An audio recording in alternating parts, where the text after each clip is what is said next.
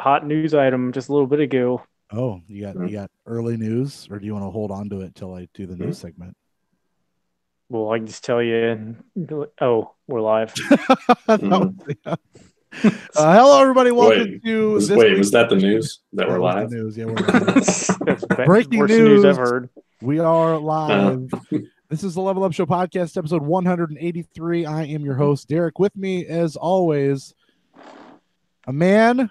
I had this earlier. I got to see if I can recall it or not. I've already fucked it up. A man who beats off more than they take the clothes off and ride to hell. It is Ralph. Hello, Ralph. Bridge version of what I was trying to say. I mean, you didn't have to try too hard for that. You only had to do it once. Well, joke.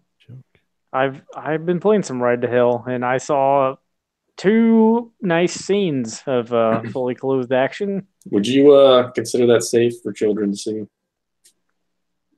Some of the faces the guy makes is not great, so no.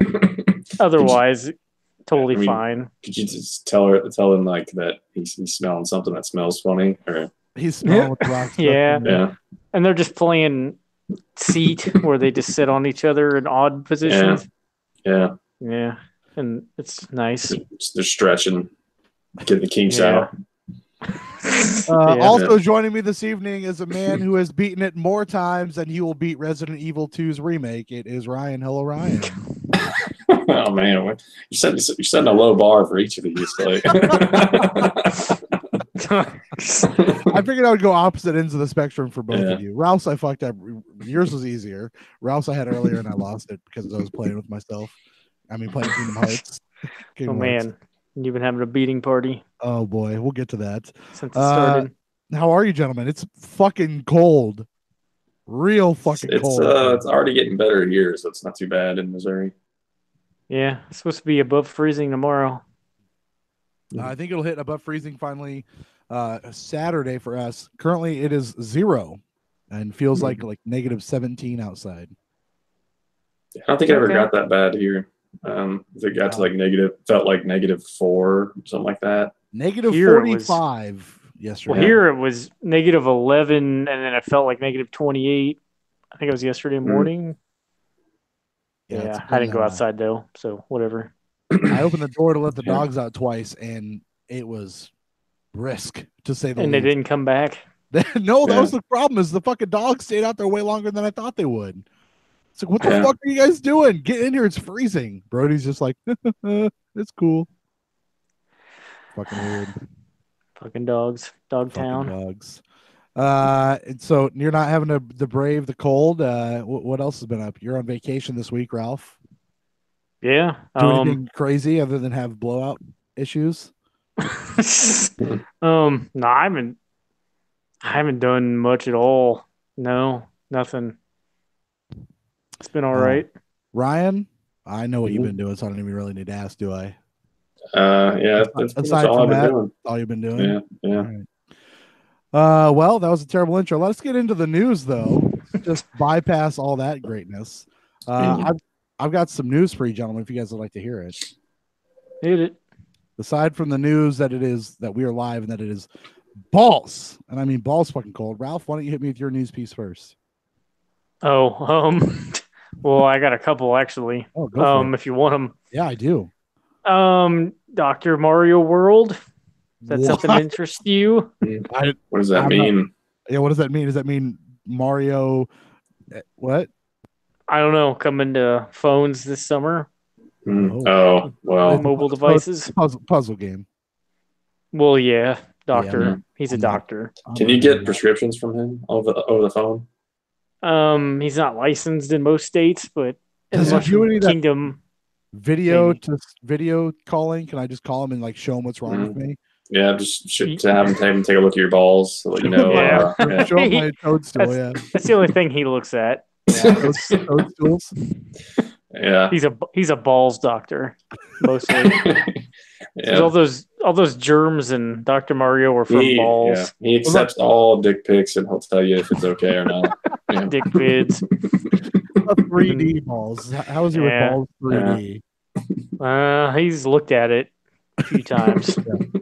Fair enough. Didn't care for it. What do you think Luigi does in that situation? You think he just walks up to him and he's like, hey, brother, and then throws his dick down to like, hey, look at this. He's a doctor also. There was Dr. Luigi Dr. on Luigi's a thing.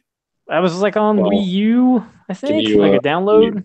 Was that your own doctor? Is that allowed? Is that the year of Luigi No. they did that? Probably. Dr. Bowsette. Is that coming? Yeah. I don't know. Dr. Bowsette's sexist, so they probably can't do that. She's a gynecologist, so he specializes. Yeah, that's probably right. Okay. Yeah. It's the only way she'll look at anybody. It's straight vaginas. Yeah, no dick pics for her. Don't send them. Not interested. No, she'll forward those. Mario. Yeah. The hell of a team they got going on over there. They have a joint email account and like joint Facebook account. I don't know how they're forwarding it to the same email, but whatever. They get it going. They just make sure that it's unread. They mark it as unread for each other to make sure they see it. Yeah. Put a star. With a smiley face star or a sad face star if it's a bad picture. Brown face star. Oh boy, that's racist. Oh man. Let's go for I know what you're going for. Starfish. Chocolate starfish and the hot dog. There you go. I'm with you. That one. Yeah, Dr. Mario World does not sound like something I would play on my phone, but I bet you a lot of people would play that. No, I mean that seems fine. I don't know. People like puzzle games on their phones. What's the world though? Why do they need the world at the end? It must have something to do with playing online, I guess. I assume you can. There's not many details. Like I just saw it like half an hour ago or something. Yeah. So we'll see what happens. Supposedly this summer. But it's got to be better than Super Mario Run. So. Well, and then there's that Mario Kart Tour is what it's called. Supposedly coming out this summer also for mobile. World Tour, didn't it get delayed? I think I might have a piece of news about World Tour. I think it was supposed to be spring and it got delayed to summer, but it could be summer into fall. I don't remember. I kind of forgot it existed until I saw it got delayed. Oh man, hold on. We might have to hold on really quick. I might have to do the news for my phone. We may have to reboot the show. Yeah. Let me see if I have the news on my phone. Keep going with yours though. Oh, I'll give you another one. There's going to be a Nintendo Switch revision in the next fiscal or this, whatever the fiscal year is. It must start in April or something and go into next March. So there's going to be a revision, and they think it's going to be where it's like slimmer, better battery, and just a handheld. I guess. Just a handheld. I don't know. They're going to sell it as just a handheld, so it'll be cheaper, and probably that should kill the 3DS. You still be able to dock it? Like they're just not going to give you a dock? I mean, they could still give you a dock. Like it could be like a dock that just charges, but doesn't have video out or whatever. So they could make like a cheap dock. I don't know. I mean, that's just I don't remember. That was from some Japanese news site or something. So there's probably something to it. But whatever. I was just wondering if they're just going to strip out the dock from the package and sell it that way, so it'll be cheaper. And then if you want to buy your own dock separate, like how they did with the 3DS and no power cord. It could. I don't know about the Joy-Cons. Like, you think they just leave it the way it is, or they'd make it to where you can't remove them? I could see where they just made them unremovable. Yeah, some games need that, like Mario Party. See, that's. I don't know. That's where it gets weird because you can't play Super Mario Party handheld at all. Yeah, nope, sure can't. I've tried. But I mean, I guess you could pull the Joy-Cons off and play it. So yeah, I guess you probably wouldn't want to make it to where they're stuck on there. Never mind. All right. They could just say you can't play this game on here, or that you can. Who knows? Or they just delete Super Mario Party. Oh, well, don't do that. Not. That's a good game. No, it wasn't. Nope. Like one of the 10 best of the year, apparently. Was not. Definitely not. One of the 10 best Mario parties of the year. Generation. It was number one of last year. Mario Party was. Yeah. Did you have to rate each game within it individually? Ooh. That'd be tough. Yeah, that'd be. We could do that if you wanted to. That'll be a special episode. I'll bring my Switch down. We can all just play them and then rate them as we go. That'll be an episode where if me and Ryan can't get on, then Derrick, you can just do that. A solo party. Yeah, that sounds like a good idea. All right. And rank Kingdom Hearts cutscenes. Oh God, fuck my life. All right. Anyway, what other piece of news you got there, Ralph? I got two. Is all I have for news. Two pieces of news. I thought I had more, but I guess not. I think that was it.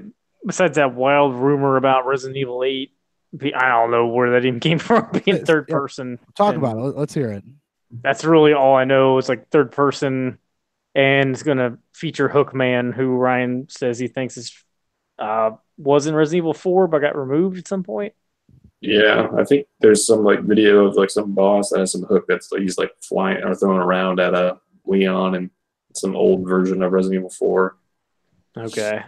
See, I don't know. None of that may be real at all.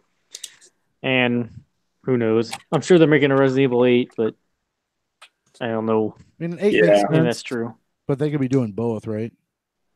Yeah, they definitely could be. I'm pretty sure they were doing both for 7 and 2. I'm sure they were developing those at the same time. Right. Yeah. Getting the groundwork, laid for one of them while doing the main work for the other. Yeah. Getting that Operation Raccoon City remake going. Was that the one that had the bad? No, that was Revelations. That was spelled incorrectly. Revelations. Yeah. Revelations. Yeah. You still have that, don't you? I do. Smart man. It's not worth anything, but it's funny. It's so fun to have. I got two pieces of news. Yeah, that Mario Kart mobile game got delayed until summer, but apparently it's coming out. Mario Kart Mobile? Yeah, Mario Kart Tour for the phones is the thing. Yeah. So that's coming out. They announced a new Dragon Ball RPG game coming out. That is to be basically just chronicle the Dragon Ball Z series, which is kind of cool. I mean, I'm into that. Which they've already done like a million times. It's nothing new, but I'm into them doing a Dragon Ball Z game. What does that even look like? RPG? There was a trailer they put out, like a real early teaser that they posted. They're going to have to do something crazy with the leveling. Yeah. Characters are over 9,000 very early 9, in that series. Yeah. Episode 3 or something. I don't even remember.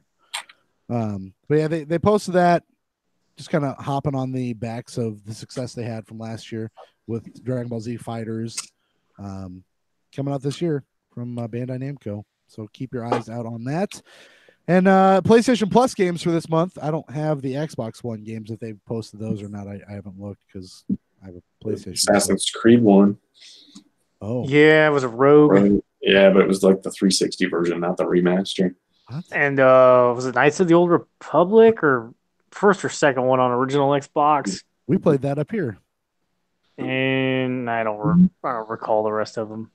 Great news. The Fusion Frenzy again. No. I do have the PlayStation 4, which also posted that they've bumped their cloud storage for PlayStation Plus members from 10 gigabytes of storage to 100 gigabytes of storage, which is nice for you folks that use your cloud saves and things of that nature.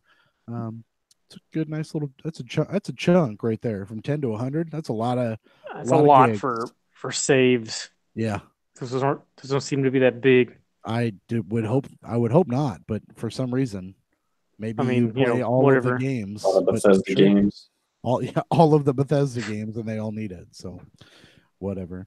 As far as PlayStation Plus games go, a game that I've waited to buy because I didn't want to buy it, and now I get to play it for free. Ubisoft's For Honor is going to be free next month on PlayStation Plus. 18 different PvP maps. Play your Viking, your knight, or your samurai faction, and fight people. So, I've wanted to play that game. The fact that it's free, I'm excited about. Ralph, you look unenthused. No, I don't give one fuck about For Honor. Yeah. I mean, that E3 thing where that guy was out. The guy who directed it or whatever that guy was menacing. He was quite big. Yeah. Ryan, does this do anything for you? No, it was already free for Xbox One, and I downloaded it and then deleted it without ever starting it.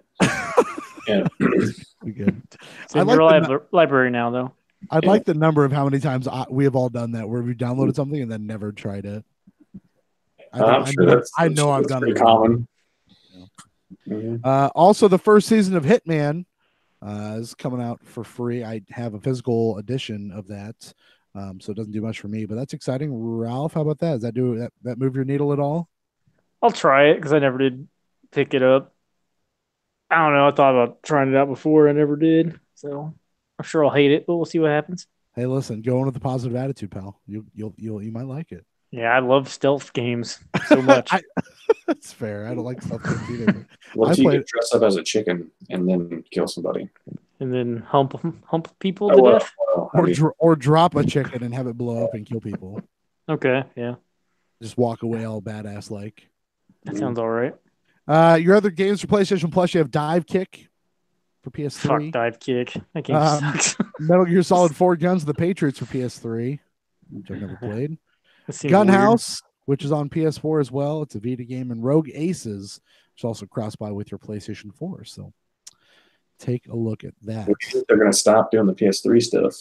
They said last year when they were going to do it. I don't remember when, but it's like, is it March? I thought it was pretty soon. February, March is what my gut told me. So that might be the last PS3 stuff. Yeah, it's close. It's coming close. I should fire up my PS3 and download that Guns of the Patriots though, because you just never know. I mean, you can get the disc version for dirt cheap. So is it I'm cheap not enough? too worried about free? It's like less than $5. I don't know. So I guess not. It's not free, but it's close enough. I don't want to play it though, so that's fine. I also don't really want to play it, but for free, I mean, I'd put it on my library. But it's a lot of gigs. Actually, I don't know. That's literally all of the news that I have. It has been it's been a quick turnaround. I failed it. This weekend was really busy. I didn't get a chance. Well, wait a minute. You're forgetting. Go ahead, but you're forgetting one news item unless we talked about last week. Well, I don't know. I was just gonna say I failed at posting last week's show, so I got a double post this week. But there was no show. Basically. Did we talk about Metroid last week? We might have. Is it that Retro's working on it or whatever? Or yeah, and it got rebooted. Yeah. Did we talk about this on the show? I don't just feel like I read about it, but I don't know if we ever talked about it. I don't. You know what? You might be right. I think I sent this to you guys way earlier in the week. I should just check the articles I send you more often because I don't. I'll tell you here real quick. I feel like it was like Friday or something. I'm pretty sure it was after the show. Yeah, I think it was like right after the show. I got to scroll past the 3 hours and 13 minutes it took Ryan to finish fucking Resident Evil for the 87th time, and pictures of Jeff Jarrett. Let me get past those. It's fine. I mean, I guess we could just talk about it real quick anyway. People may already know. Keep going.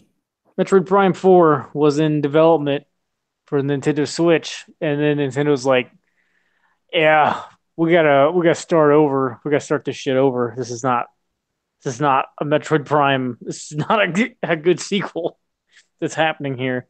And I was reading like, yeah, it was Friday. Okay, so I don't know if they don't normally do this Nintendo stuff, like where they have different teams work on it in different countries around the world. What I was reading would sound like that was like unique for Nintendo. And like, so some of the teams were like doing really well, and other ones, like the shit was on fire. And it was just, they didn't know what they were doing, I guess. It just, nothing was working. And like, they could not, I guess, make it all fit together right. So they're starting over. But the benefit there, right, is that Retro's doing it. Right, like as a Nintendo fan, as a fanboy, you tell me, does that make you happier? I mean, I guess I assumed it was going to be of good quality, regardless of who did it. But yeah. I guess obviously it wasn't, though. Yeah, But they had the balls to say, "Yeah, this isn't up to par. Fuck this." Well, I'm totally okay with that. Any of it? What's that? It's probably why they never shown any of it. Yeah, probably. That logo. Yeah, but I mean, I guess I don't know. I'd kind of like to see Retro doing something different, but another Donkey Kong. I mean, well, just something new. I don't know. But I guess if they're calling it Metroid Prime 4, then I guess it might as well be Retro. Like if it was like Metroid, something else, like that wasn't a Prime game, then I guess Metro Metroid Exodus. Yeah. Metroid Exodus. Yeah, perfect. I was trying to come up with a good name. I don't know what the last numbered Metroid was. That wasn't a Prime game. Other M. Oh, numbered. Yeah. They don't really have numbers. Yeah.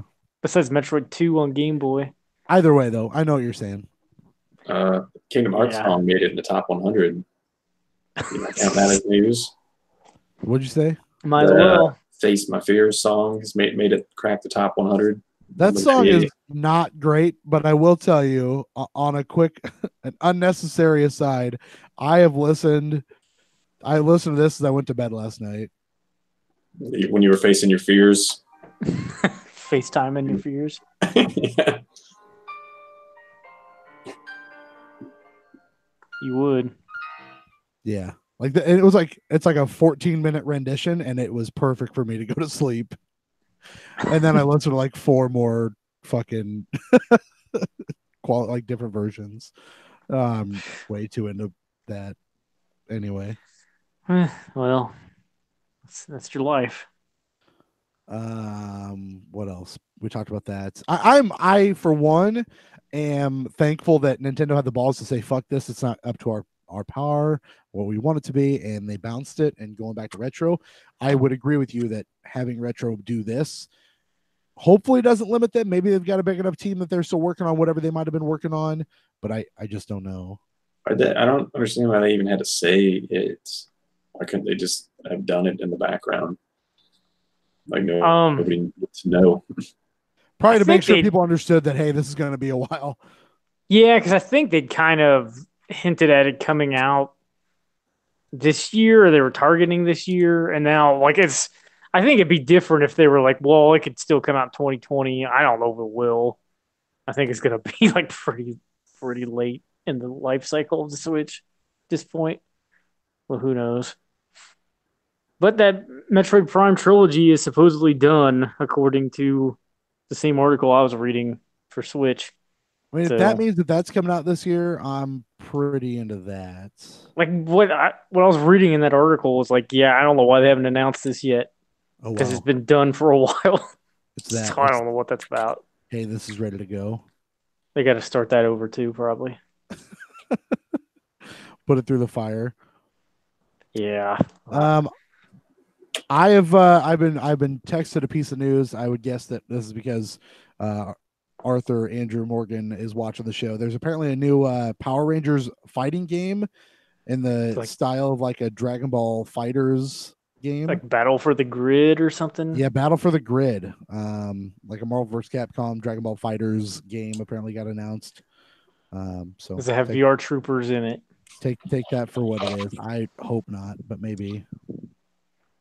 Yeah, or where they met the Ninja Turtles in that would be okay. One episode of the live action Ninja Turtles show that was really weird and bad. I'd be into that for sure.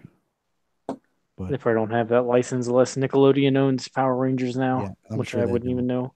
Probably not. Aside from that, we all finally got our PlayStation year-end reviews, which I don't know if you guys want to talk about that. I love those. I think those are super fun. I'm glad that PlayStation does them. I would love that everyone did it. I'd love to see my Switch hours. I know you guys would like to see, Ryan, you'd like to see your Xbox hours, but I think those are cool. It's kind of fun. Let you see previous years. I have last year's email, so I don't know if you could click it. Why don't they just let you look at all the years? Yeah, I'm not sure exactly. They shouldn't be just pulling the data and showing it the same way. So I don't know why you can't look at all the years. I don't remember. Do you guys, Ralph, do you remember what your top 3 games were of last year on the PlayStation? I think I only had 2 listed. If I remember right, it was just God of War and Onrush. So careful, Ralph here. 33 games over the year, 168 trophies, put in 110 hours on the PlayStation. That's not that great for a whole year. And I think that's only for PlayStation Plus hours, though, not everything. Oh, I don't know. That would have been way less. I only had Plus towards the end of the year. Okay, I didn't have Plus at all last year. Okay, then I'm wrong. Yeah. Myself, I played 76 different games over the course of the year. I played for 1,184 hours. and collected myself 509 trophies. My top game was Red Dead Redemption 2 at a little over 90 hours. No, I'm sorry, that was number 2. Number 1 was fucking Fortnite with 124 hours. Oh, because I'm a terrible person. What kind of person puts that much time into fucking Fortnite? Everyone who plays Fortnite. A lot of people I know. 124 hours of Fortnite was number 1. A little over 90 hours for Red Dead Redemption 2, and then God of War was I believe number 3 for me at a little over 50 hours. So, and then Ryan, I think I've got yours right here's a little bit later. 40 games, 2648 for hour count, and 554 trophies. Now, do you think this counts idle hours also? I feel like it does. I don't know. I feel like because like at one point it's like you played for 14 hours straight. I don't think I played 14 hours straight last year. I would be hard pressed. Team, but I don't know what it counts. Like it should be able to tell that you're playing a game, so it shouldn't be counting my YouTube stuff or me just in the menu. Yeah, maybe I'm wrong. Maybe it doesn't count idle, but that was I thought maybe that counted it, but. Because 800 hours seems right for Ni no Kuni. And I was gonna say, what was your number 1 game? It was Ni no Kuni. Well, 85. I think it was 85 hours for Ni no Kuni or something like that, and then 75 for Dragon Quest, and those both seem accurate. Yeah, I mean, 90 some hours, 124 for Fortnite doesn't sound great, but it's probably true. And then 94 hour, 98 hours for Red Dead Redemption 2. That sounds pretty on point. So it's probably correct. I definitely I don't use my PlayStation 4 that much anymore rather than just to play games. Like it's not even hooked up right now. But there was a period of time where I just used it and watched YouTube all the time with it. So I don't know. Your Pro isn't hooked up at all? No, it's in a box right now. Oh, wow. Just chilling.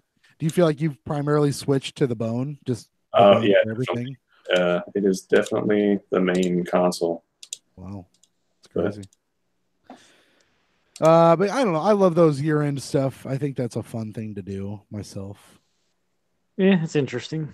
It's fun that they track that kind of data. It's also scary, but it's cool. Yeah, see how many times your heart beat in 2018. Probably not very many. How many times I took a shit? Oh man. Yeah.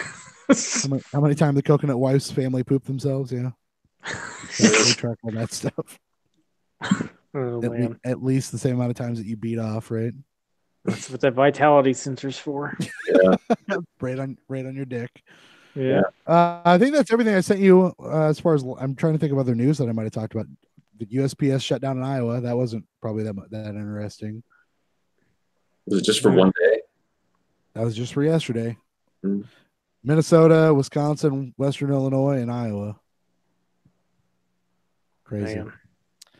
Man. I think that's it for the news. Why don't we move into the lovely area of what we have been playing? And I'll start out with Ryan since he's been playing one thing. Ryan, how's your game of the year? It's pretty good.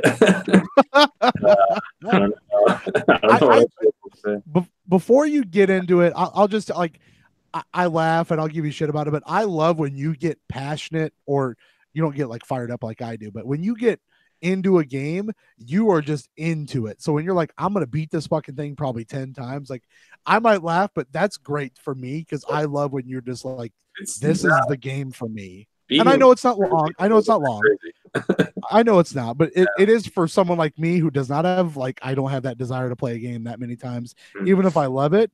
So I appreciate as your friend that you get excited about a game like this. Those games are kind of meant to be played over and over again like that. Like so Onimusha, like that game is only like what 4 or 5 hours. Yeah, about 4 hours. If you not really speed run it, but if you try to go through like as quick as you can, you could probably beat Onimusha in a couple hours, if that. Yeah, probably about 90 minutes if you were pushing. Yeah, you knew what you were doing.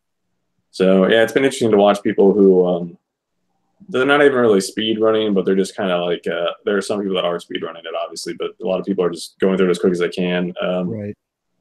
And some of those people are just beating the game within like 1 hour and 30 minutes. It's like, man, I have too much of like I could probably get my time down to under 3 hours or something like that. But I constantly have the desire to go pick up all the shit, even if I'm never going to use it. So I'll end the game with just a shitload of gunpowder that I'm never going to combine because I'm not going to do anything with it. And now I have like an infinite handgun. So I'm definitely not going to be doing anything with that gunpowder. Except for the handgun hurts your score some. And the infinite knife does not hurt your score. So if I ever wanted to do any of their weekly challenges, I couldn't use the infinite handgun. But what would you say that you are enjoying the most about the game? Resident Evil 2, the remake. I mean, that came out last Friday, and you have it has got a hold of you like something else. For me, it's mostly just the way the game plays, the way that it feels. Like the game does not control at all like the originals. Like it's nothing like that. It's the camera's around you, behind you the whole time. It does let you swing it around some, so sometimes you can do like a little 360 action and see all around your character, but most of the time it's right behind you. And it's they made it in such a way that you're just constantly moving. Like I've been watching some of the speedrun players, like I don't do it as well as them, and you can just be nonstop running that game. You're just flying through doors, flying past zombies if you want to. And if you ever run into something, just immediately make a quick turn and get out of there. The zombies are quick too, so like if you don't time it right, the zombies are definitely fast and will grab you if you're near them, which sometimes can be annoying. But yeah, it feels way better than I thought it was going to. Sorry, some static just like blasted my ear. But yeah, it's mostly the way it feels. And like I've pretty much been playing with the alternative costumes with basically the throwback ones to the original. I think those look really good. So it's pretty cool to go through that. I kind of want to buy the original soundtrack, but isn't it extra?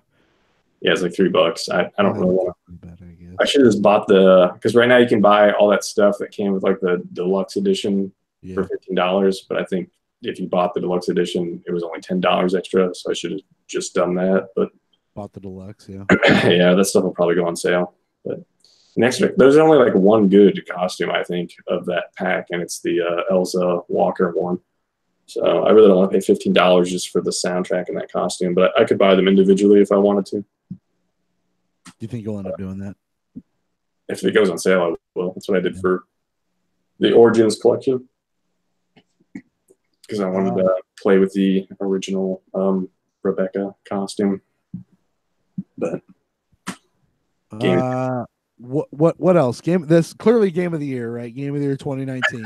I don't know. It's January. Yeah, I mean, I'm pretty sure this is game of the year, though. My Cry 5 comes out in March. It's pretty much game of the year, I'm thinking. Yeah. If I had to hedge my bets, if I had to spend real money, I would put it on Resident Evil 2. The only thing that kind of bums me out, and I wish they would have done different, is so the first I don't know why they were being so misleading with the A/B scenarios when they were talking about the game before it came out. But in the original, if you played Leon A or Claire A, you knew you were going to encounter certain things, and it was different than Leon B, Claire B. So like Leon B, Claire B, both of those guys would have to face Mr. X in that scenario, and that was the only two scenarios that you'd face Mr. X. Leon A, Claire B didn't have to do that. But in this one, just to clarify, because I'm ignorant, is Mr. X the dude that's on the cover of Resident Evil 3? Yeah, they just call him the Tyrant in this one. Okay. But he was Mr. X in the original. Okay. I was I think that's who you're talking about, the really big tall dude, but I wasn't for sure. But and so it felt like the A/B scenarios were more distinct. They were different, clearly different in the original. And this one, they kind of changed like how you start. They call it second run. So, and I think it's the B scenario, and this one's meant to be shorter too, because like if you want to get like an S rank or whatever, the time I think is like 3 hours for the second run, and it's 3 hours and 30 minutes for the A scenario. But they're not really that different though. this time around. And you're fighting pretty much the same bosses in each one. Where in the AB scenario, in the original, you would get different boss encounters. So that was kind of a bummer that they didn't make those more distinct. But it's a minor thing. I think the rest of it they did pretty well. I would say fairly well. It looks great. I'm pretty sure like the first time you beat it, you were like in some kind of utopia because you were just like, that was fucking great.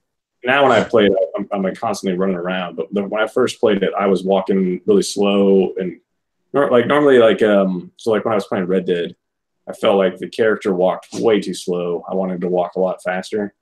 But in this one, like the way the character's animation looks and the way the character moves, it feels so smooth that when I was first playing it, I was actually walking slow on purpose just to see all the differences that they made. Kind of take it all in.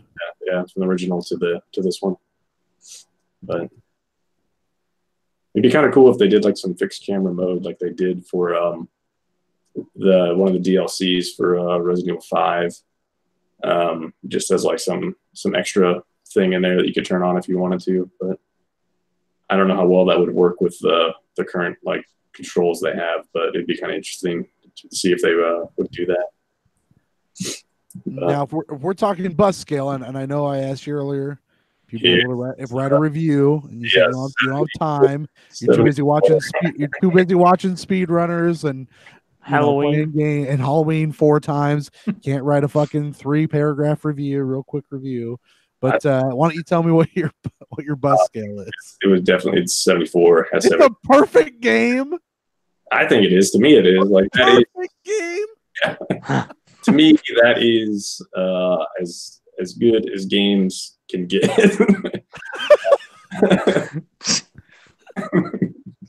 I fuck with you, but I mean I get it. Like this is a Ryan game. Like this is a game built for you to like. Or the story. I'm playing that game because I love the way. No, you love all the things that Ralph hates about it. We're not gonna go hate. Okay, let me rewind. You love all the things that Ralph doesn't necessarily like about it. Yeah, I guess. So I liked Resident Evil 7 a lot too. And see, that's the discussion here, man. It's like I don't feel 7, and I haven't played it enough, so this is where I need Ralph to tell me. I don't think that 7 and 2 are close. I played 7 earlier, and you get a lot more ammo in 7. I know that. Yeah. And I don't really. So I played 7 so much, and I played the Madhouse version of 7, and the Madhouse version of 7 is way more difficult than anything you encounter in Resident Evil 2. Well, that's like playing any game on hard compared to any other game on normal. I also played Resident Evil 2 on hardcore, and that's the hardest mode you can play Resident Evil 2 on, and it's like compared to Madhouse on Resident Evil 7. Like I had to when Resident Evil 7 and Madhouse. There's that specific boss where you fight where that's like the dad in the garage. Yeah, and you have to have the exact amount of ammo to fight that dude, and you have to block at the exact right times. If you fuck any of that up, restart because you're not going to kill him. I think that's just more game design than the difficulty necessarily. Like I think the difficulty that I foresee, the little bit that I think is more about the game design in 2, where I don't think the game design is so much that in 7.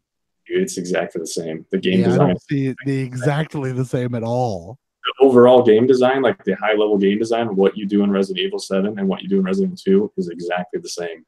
The way they play is different, but the game design is exactly the same. I mean, I guess. I mean, it's like generally the same, I guess. It's just like, I don't know. I have problems with like getting out of any room alive in 2 and getting down a hallway without dying and not worrying about having to go hit a typewriter.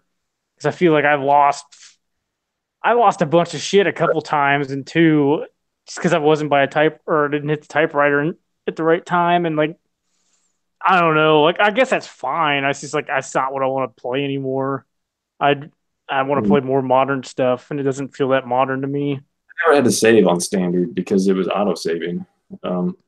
I mean, I guess I don't know what I was doing wrong, but I definitely lost. Like, I was so pissed because I'd like solved one of them portable locker puzzles and got like the little keypad key you put on the security locker to open the doors, and I'd like made my inventory bigger and like all this shit, and I fucking died. Like, oh great, I get to do all that over. Yeah, That's fantastic. I would fucking murder myself if that I mean, happened. I don't know. Like But that could happen in Resident Evil 7 too. Like that you had a tape deck that you saved at in that one. And it also had auto saves. I felt like that was a way more generous than 7. I think it auto saved more, or at least I knew. I don't know if I was just like not. Were you supposed to like go do? You're maybe cognizant of it more in 7 that it was auto saving. Where again, this is outside looking in on 2 because I haven't played it enough. 2 just seems like it's going to lead you down all this stuff and make you feel like you've hit specific spots that should auto save, and guess what? It fucking didn't. I just assumed it wasn't auto saving, even though said it was. It actually auto saves. You'll see it in top left corner. You'll see a little white icon in the top left corner every time it auto saves. I don't know. I mean, I believe that. It just obviously did not. And like, I don't understand why it didn't.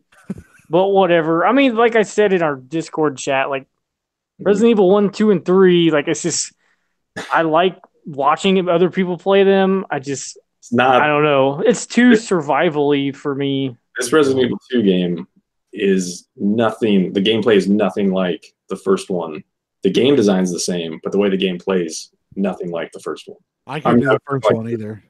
I don't know about that. But why is it? I mean, you would know more than I would, I guess, but I feel like 1, 2, and 3 play a lot alike. 1, 2, and 3 do, yes. But this one right now that just came out plays nothing like the original Resident Evil 2. Like the game design is exactly the same, but the way you play it is completely different. I know I got no worse in this race. I don't know. This feels like splitting hairs to me. I'm gonna rent 2. So you've played 1, you've played 2, you played 3. You know how the characters control in those. Well, I mean, you could obviously the control's different. Yeah, so it's the same. I mean, I can see that. I mean, like you're still walking down corridors. You're still trying to stay alive. You're still trying to stay hidden. Like those are all still similarities between old and new RE2. It's the same shit. There's no hiding in Resident Evil games. Yeah, but that's what he means. Is like that shit's still the same. Yeah, it plays different, but it's not the same in 7. That's what I don't understand. Yeah, like, I don't get that though. Like, somebody else had the same argument with me. Is that 2 is the same as 7? In fucking what way? Are you all right? So this blows my mind.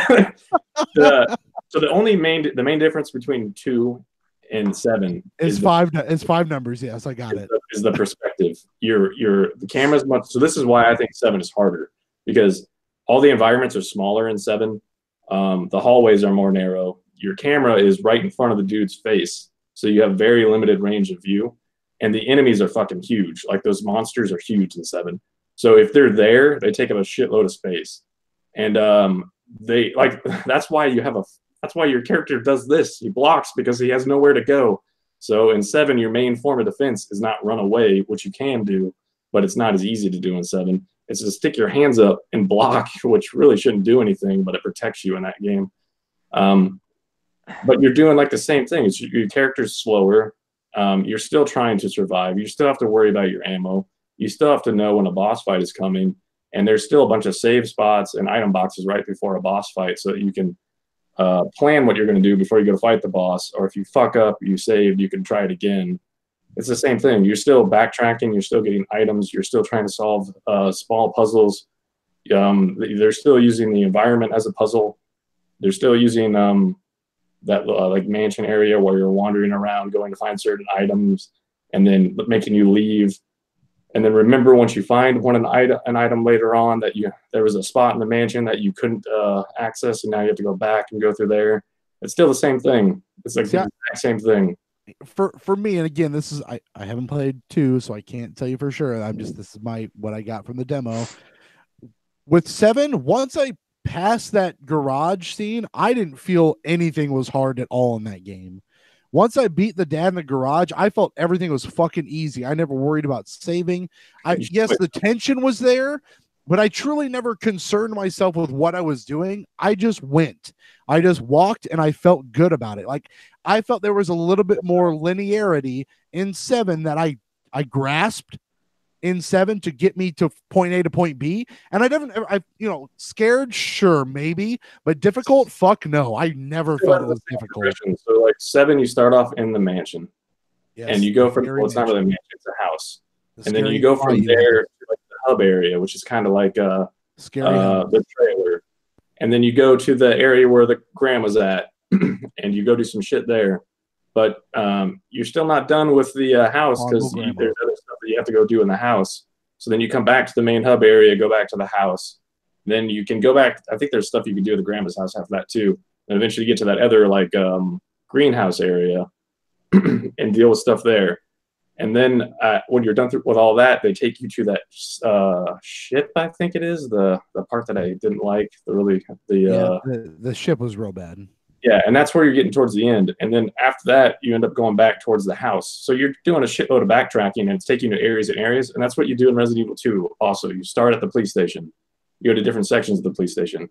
Eventually, you end up in the sewer. You do some stuff in the sewer. That takes you back to the police station. Then you do some more stuff in the police station. And then you get ready to go to the final area, and that's where the game ends. So it's the same concept. It's just the one in Resident Evil 7 seems like a much more smaller area and a much more condensed area, and I think a lot of that's just because they had the respective be first person. Where you don't think there's any kind of linearity there that people latch onto? There is in Resident Evil 2 as well, but they still have you backtrack. They still have you go back to previous areas because they want that whole like the game and the environments are a puzzle. So they still have you go Resident Evil 2. You start in the police station, end up in the sewer, end up in the underground Resident Evil umbrella facility. That's the linearity, but they still in that process have you backtrack to previous areas, and the same thing happens at 7. So it's the same thing. You are the I will always defer to you because you are the Resident Evil expert. You clearly have a passion for these games, but I also think that keeps you. I don't want to use the word 4, but not 4 wasn't to the same extent. I don't want to say that having such a passion for the series has you with horse blinders on, but I think that you are a fan of this. So the difficulties that I see maybe happening and the difficulties Ralph had are easy for you to overlook because you know what's happening. You know what to expect because these are your games. Well, I know the story of Resident Evil 2, so I know the general progression of what's going to happen. But they changed it up quite a bit. Like the main story is still the same, but how things happen, how things look, changed quite a bit. So there were some times I was expecting something to happen, and it did. And there was other times where I was expecting something to happen, and it didn't, or it happened in a different way later on. Sure. So it was mostly a different way later on. So I mean that does help. But even if I was brand new to that, like when I was brand new to 7, I still would have been able to figure it out. But being brand new to Resident Evil 7 after playing 6 other Resident Evil games is not being brand new to 7. That's just a new version. 5 and 6 doesn't like prepare you for 7. Playing 4, 5, and 6 playing an entirely different video game series. But playing 1, 2, and 3 prepares you for holy shit, they went back to this. Brand new to 7 is in like someone who's never played any of that shit goes, maybe not for me. I don't know. 7 or 2?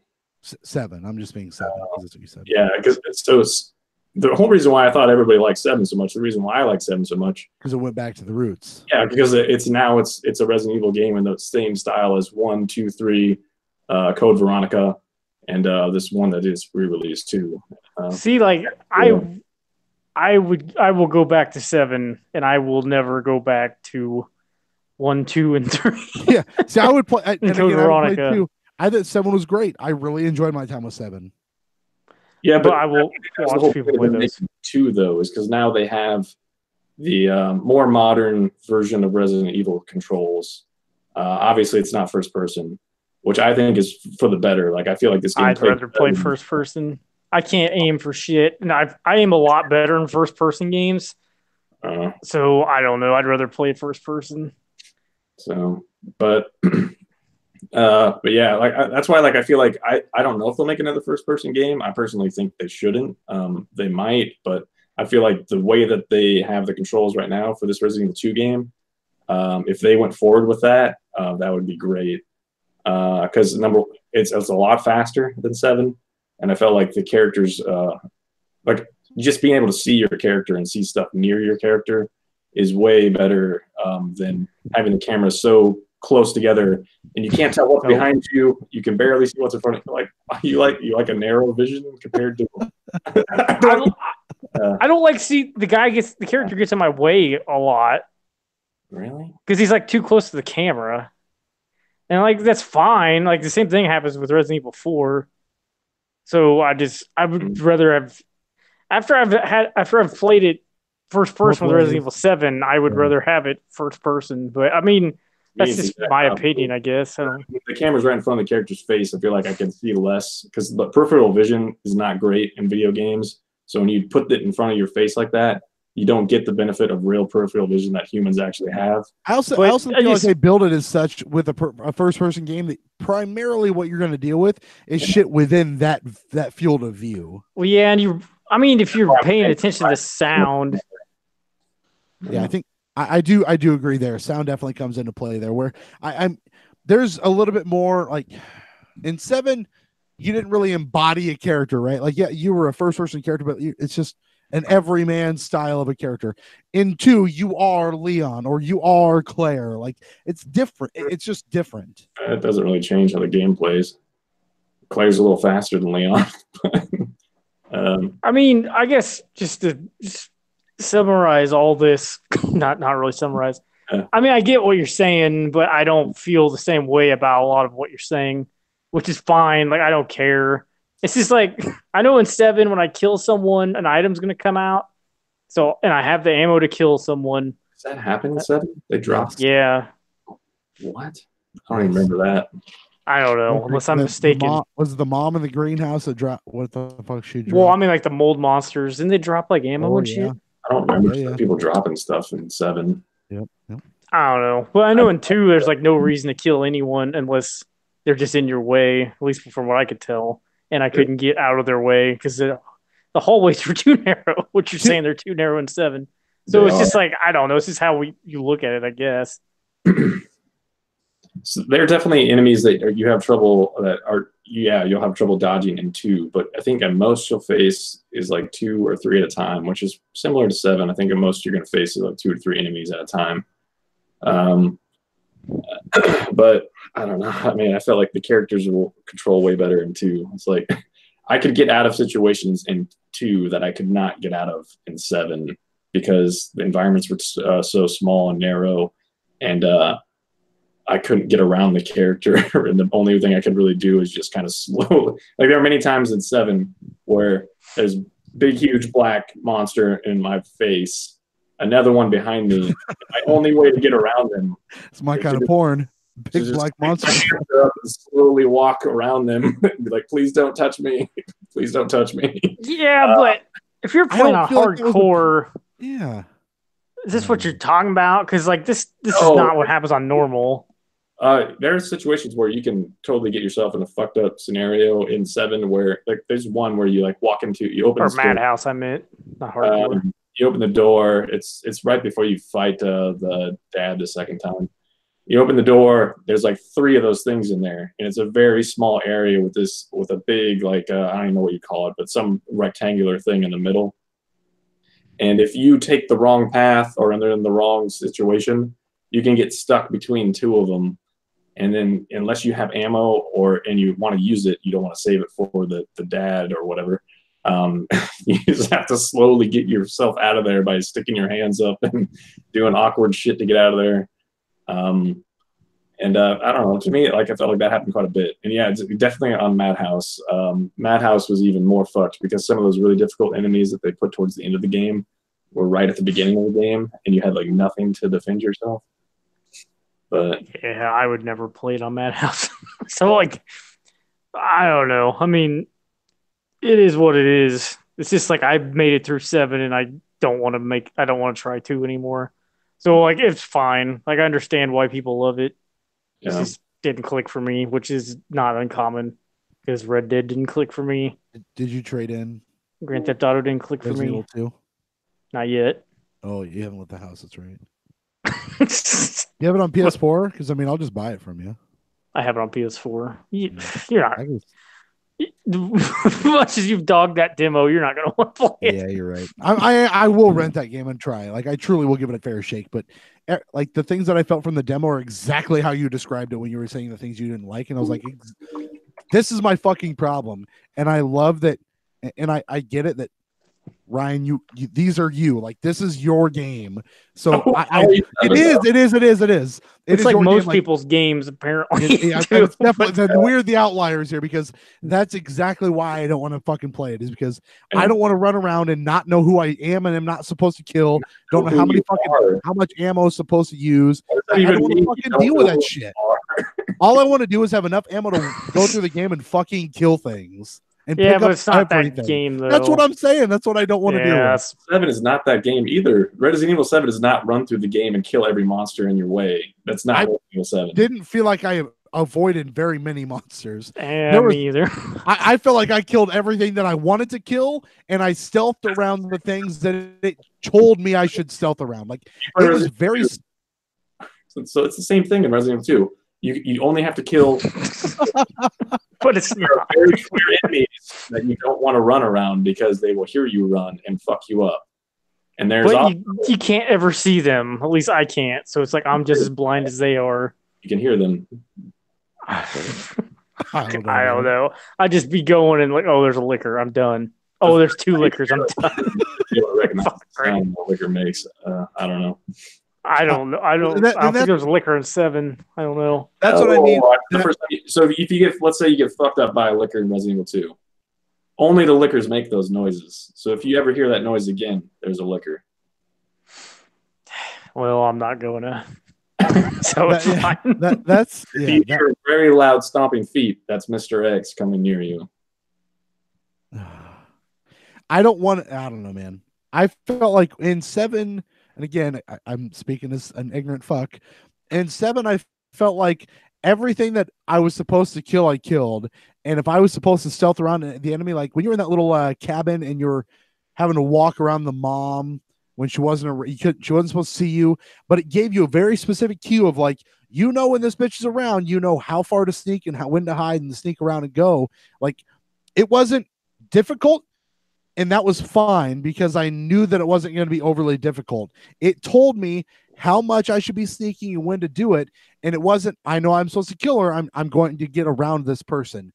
But it wasn't you need to be on the lookout for a sound, a context clue. You got to walk down this hallway and make sure you don't hear a lot of fucking footsteps, hide in a fucking locker. You better have more than 4 fucking bullets. Like, that sounds like I got to be thinking at all times. And motherfucker, sometimes I don't want to think. Sometimes I just want to fucking shoot shit and play a fucking game. And I don't want to do that shit. Yeah, that's what I'm saying. You don't hide in a locker, but yeah. Well, whatever. That was the same way. What you're describing is the same. We should move on. All right, moving on. I don't feel it. So, like, when you encounter a zombie in Resident Evil 2, you think you have to kill him? You think you have to? That's what my brain would tell me. I don't know, Ralph. What did you say? Me too. That's what my brain's going to tell me. I kept thinking they were going to drop something. And like they never did. So we are conditioned after this long, after 20 years, we are conditioned that when you kill something, you are rewarded for something. I don't think those enemies drop stuff in 7. I don't know where you guys are getting that from. Dude, I'm telling you. I don't know. Let me look. But so when you saw that lady walking around, you didn't I need to go kill that lady? Nope, because the context clues there were very specific. Walking really fast towards you. You don't think I need to not? No, I think I got a shotgun. I'm gonna blast this motherfucker in the face. What about an old lady carrying a lamp says I don't need to kill this? It tells me that it's fucking quiet and there's nothing else going on. And hey, look, there's a bunch of tall boxes or areas for me to hide. Maybe shut the fuck up and don't move. You in the face. You're not supposed to fight this today. I can't tell you why I know how to do it. I'm just telling you that in 7 I knew what I was supposed to do. You should play 2. And I'm going to. I'm walk up to you and punch you in the face. You will know you're not supposed to fight this I will play 2. I promise you that I will. But everything that Ralph said is exactly how I felt in the 30 minutes I played in the demo. I could tell I'm not supposed to fight Mr. X, but I can't get away from him either. So It's the yin I or don't know. yang. He can't catch you. Like if you can, he walks really fast, but when you're running from him, he will never catch you. He cannot catch you. Mr. X will not catch you if you run from him. Like he walks right at you. It's fine. He walks right at you, and if you cut to the right or cut to the left, he has to like figure out what he's doing and turn around and come back. It's like playing. So it's like playing. Is it Outlast where you show up in that weird psych ward and you have to like hide in lockers and shit? Is that what I was referencing? You don't hide in Resident Evil. No, I know, but is that what I'm talking about? Is Outlast? Is that Outlast where you like show up at the weird psych ward and you're like walking through and hiding? Yeah.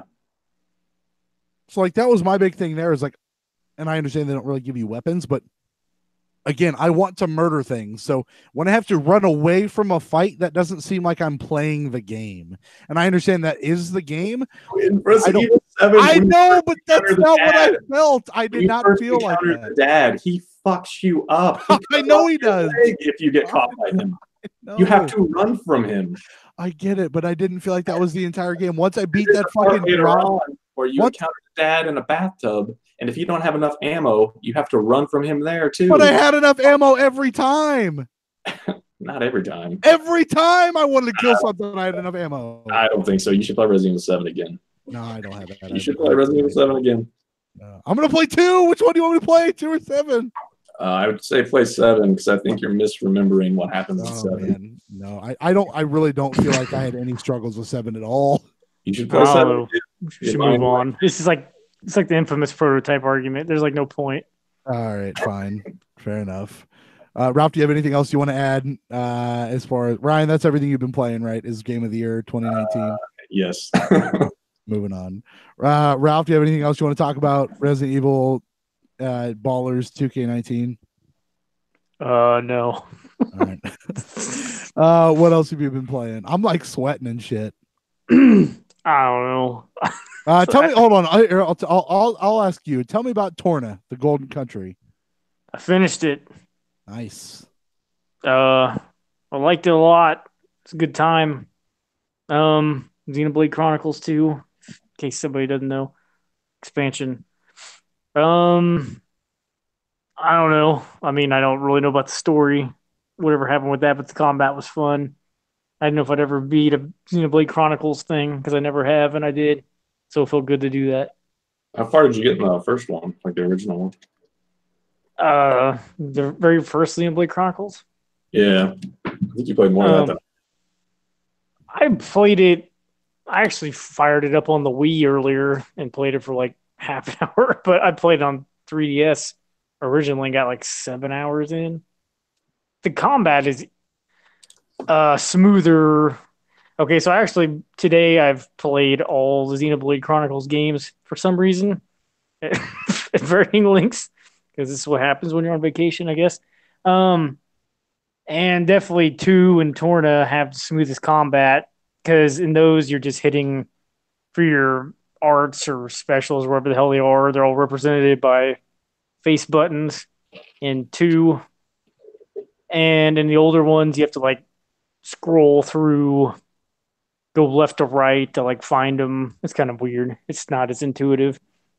I thought I wasn't going to like the combat that much in 2, but I ended up liking it quite a bit by the end. So. Yeah, I like it better. So I've been playing also Xenoblade Chronicles 2 proper. Went back to that and like went back to the part where I had rage quit. And I was in this old factory trying to figure out where to find the next pink dot on the map or whatever, which is the next story point. Could not figure out how to get over there. I spent like another half hour trying to figure it out today. I finally just Googled it and found some Reddit where someone else was having the same problem and followed it step by step to get past it. Like, holy shit. But I feel like in Torna, I don't know, like the way the weapons feel better. But maybe I just need to get different weapons and 2 proper. Well, I don't know. Combat to me felt way easier in the Torna one. Like, I don't know, the characters felt like they were like way more overpowered, but yeah. But it's been a while since I played the original, so maybe I don't know. Maybe it was the same, and I just for whatever reason thought it felt different. I mean, you're in Torna. You're like switching. You're actually controlling. You're actually controlling the different blades. Like, but in 2 proper, you're just switching out your weapon, but you're still the dude Rex or whatever his name is. Yeah. I don't know. It does feel smoother in the expansion, I guess. Everything does a little bit. Did you miss the weird diving outfit? No, I haven't. Man, I kind of wanted to do everything in Torna, and I almost did.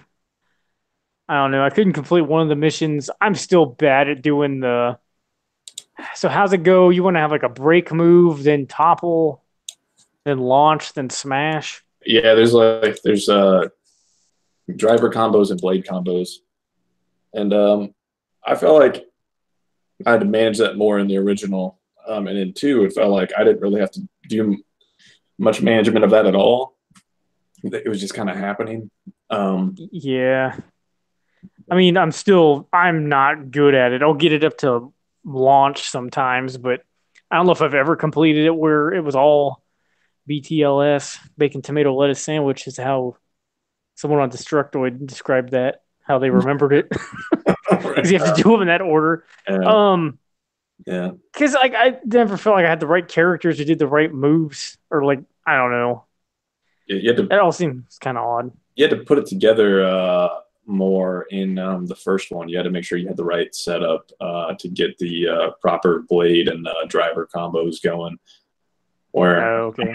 Yeah, there's just much more thought you had to put into it in the original than the expansion. But yeah, it's like still like I kind of just let them do whatever in the expansion because it seemed like they were mostly doing it for me.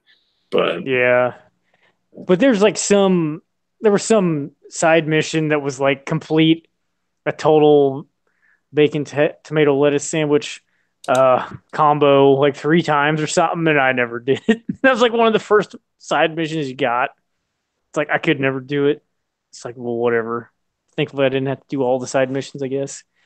Did have to do most of them, which is kind of weird, but you have to build up your community for whatever that's worth. Yeah.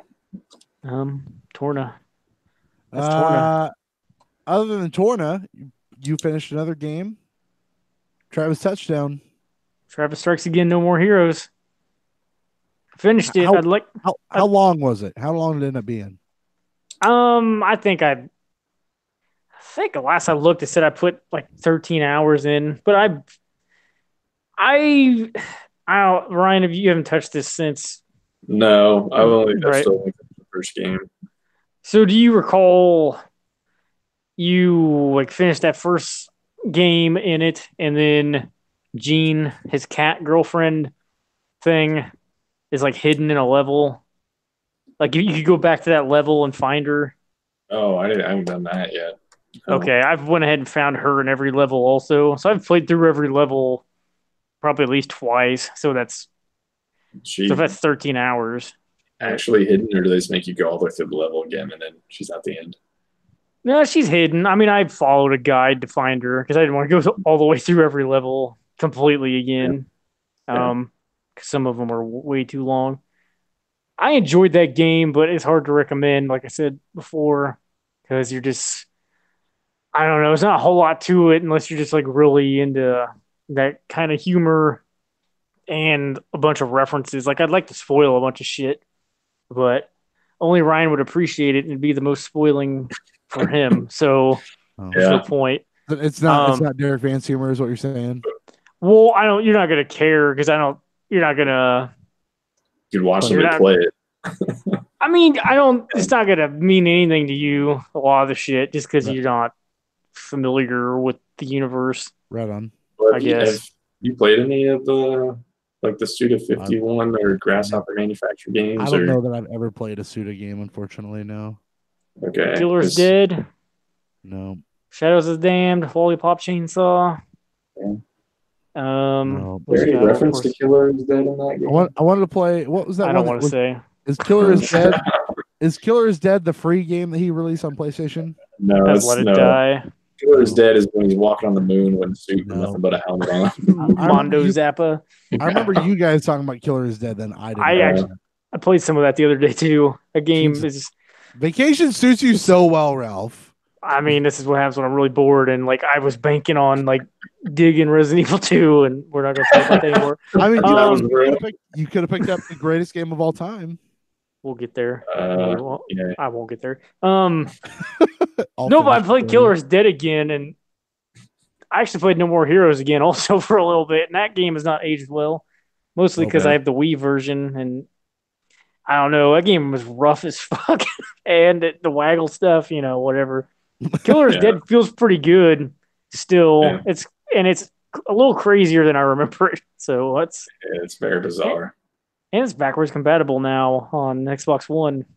The 360 version is. I have the PS3 version. I do too, so it doesn't matter. But whatever. I can't recommend Travis Strikes Again to anyone, but I'm glad I played it. So that doesn't really make any sense. So not much has changed from last week, is what you're saying.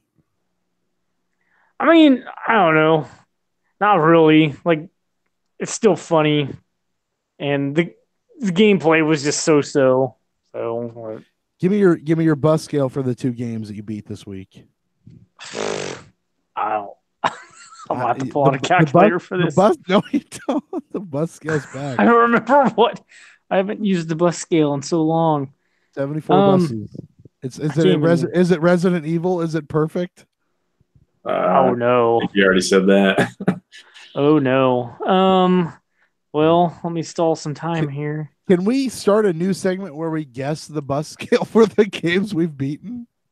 We could. That sounds like a really dumb thing. How about Travis Strikes Again is something like a 52? Yeah, I'm gonna guess right on the 50s is what I was gonna go for. All right, 52. All right, fair enough. Torna. Let me do a little math here. Why can't you just tell me your gut? Why does calculator have to be I don't know what that equates to. It doesn't matter. You said from 9 to 73 is a 9 and a 74 is perfect. So it doesn't matter. Yeah, but that's not canon. We've already determined that's wrong. It's canon. I've got it on audio. Yeah. I think I heard Nick Cannon say it once, so that counts. I'd say Torna's like a 63, something like that. Wow. All right, right on. Cool. I dig it. Yeah. And then yeah, what about you picked up Downwell? That came out today, right? $2.99. That's a steal. That's a steal. It's a good game. And it's compatible with the flip grip. You know what really sucks? Well, that's fucking great that it's compatible with the flip grip. Yeah. Pool Panic went on sale today for $5. I picked up like 2 weeks ago for $10. Pissed. Yeah, I almost bought it a few weeks ago, and I saw it was like $5 today. I don't know. I don't know if I'm gonna like it. For $5, I don't care if I like it. $10, I care that I might not like it. Yeah, that's true. I don't know if I have the room on my Switch because it's like over 2 gigs. I need to get something else. I need an SD card. I know you need an SD card. Yeah, I've got so much shit on my Switch that's just like deleted, or it's just like where I can re-download it. Because 801 is what I paid for Pool Panic. I'm sorry, keep going. Okay. No, I got Doom on my Switch, and that takes up a shitload of gigs. So, yeah. Did you see all the VR deals this week for the PSVR? I thought you might jump on a couple of those. I don't remember. There's some pretty hot PSVR deals this week if you haven't seen them. I've been keeping up with the VR too much. You should do that. I don't even have it plugged in. I'm really hoping for them to announce some type of successor to that. I don't want to buy the original. I want whatever's next. I'm hoping it's backwards compatible. The coconut wife was thinking about, she's had an Apple Watch before. She got rid of it because she wanted a Fitbit back, and then she'd been looking at buying an Apple Watch. And they're not inexpensive. They're like $230. They're on sale last week, and I got to thinking like, for a $230 Apple Watch, bitch, I could have bought a fucking whole VR set. Why did I not buy that? And then I remember that I should probably just wait for the revision because that's probably going to come this year, I would guess. Or next. Yeah, I don't know. For the new system. Yeah, I don't know if they'll do one for this current console or wait to do the next one for the whatever. I think the kids would have a good time with VR. Probably. Too young. They're too young, man. If you have a good time in VR, do you have a good time in real life? They watched a man get ripped in half in the Resident Evil 2 demo. I mean, yeah, they're like anything. They're Yeah. hardened now. Olivia was watching the Ted Bundy tapes with the wife. Yeah. Oh, yeah. You told us about that. That's. Yeah, we watched that recently. Yeah, that's probably not great to see. Well, I don't know how far do they know what a lot of those words mean? Because like I had heard people talk about rape when I was like 6 or 7. I didn't know what that word meant. I could tell by the way they were talking about it that it was bad. But I'll tell you a very quick, sad parenting story. This is oh no, don't do this live. Little D's sad dad story of the week. Little D's sad dad story of the week. All right. So we're sitting there. I don't even know what we were doing. I think fucking around. I might have been don't do that in front of the kids. Might have been playing. Yeah, just or that fucking around, sitting around, and the oldest, Jolene, goes, "Mommy," the coconut, of course. Who else would you be talking to, Mommy? I don't know why I said that. Clarification. Mommy, I can't believe you're 30. Amanda's like, yeah. Jolene goes, almost time for you to DIE. Oh man. That is true. Kids really don't have that much. Like they don't have a good concept of age. Because like I asked my brother's kid how old he thought my brother was, and he thought my brother was like 300 years old.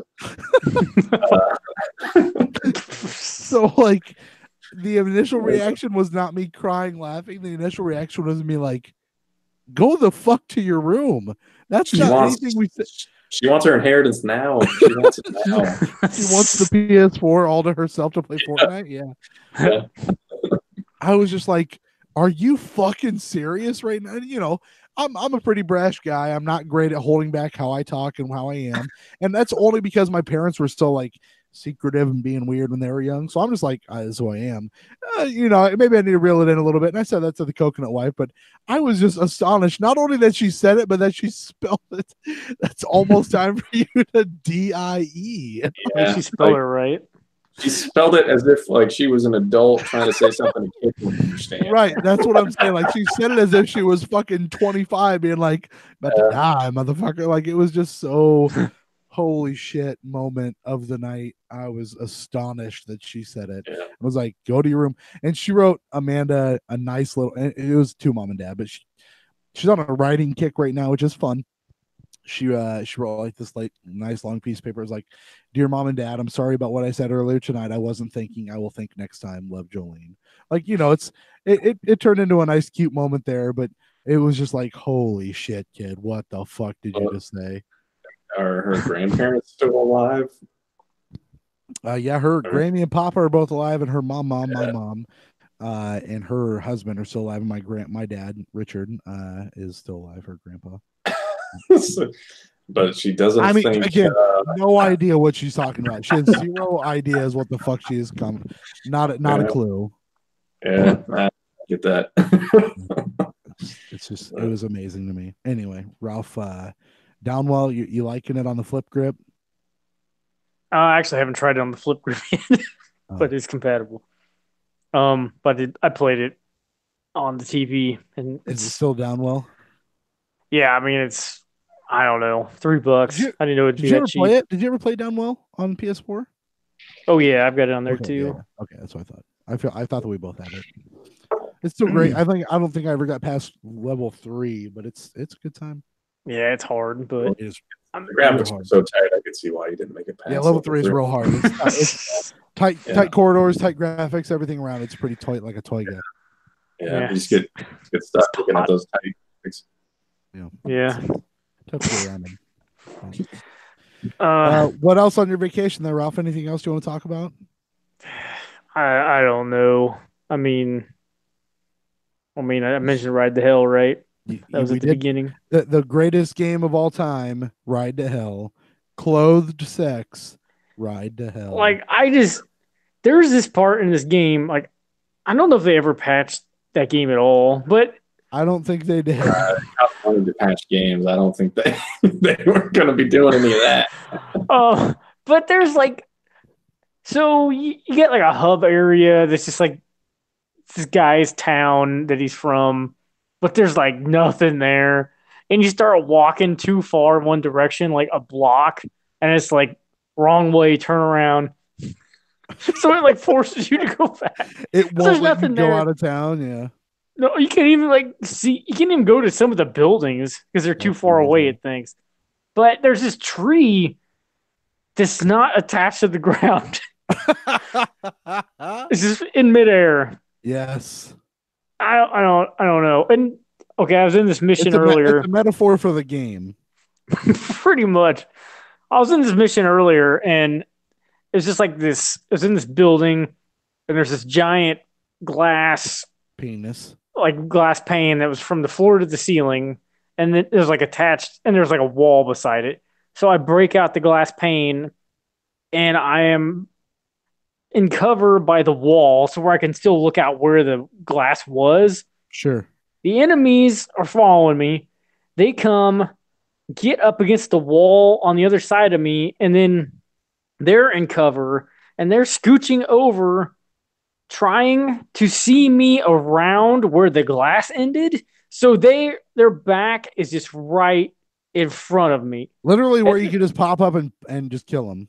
They're just like ducked down and their head's just right there. So just shoot them in the head and they're dead.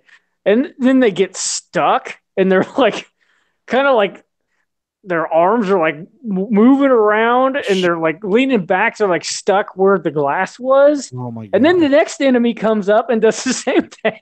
It's on repeat. So it was like 4 in a row. And like their arms were getting really long. One of them Oh, this game is so bad. I was just like, I wish Why I did could I take stream it off that. the list? Oh man! And there's this one mission that's like the worst mission in the game. Someone is driving you on a motorcycle. Oh man, that reminds me of a trophy I got earlier for power sliding. But we'll get to that. He's driving you on a motorcycle, and you're shooting with a machine gun at these guys in front of you, and it's really hard to hit them, and it's kind of a bitch.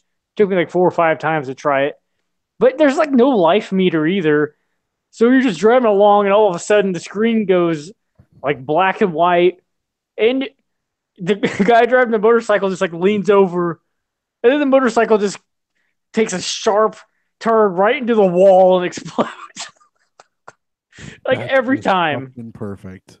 No matter where, like one time it just like spun in a circle and stayed in the middle of the road and exploded. Yep, that sounds about right. But I did a power slide and I slid so long I got a trophy and it said "slided in" was the trophy title.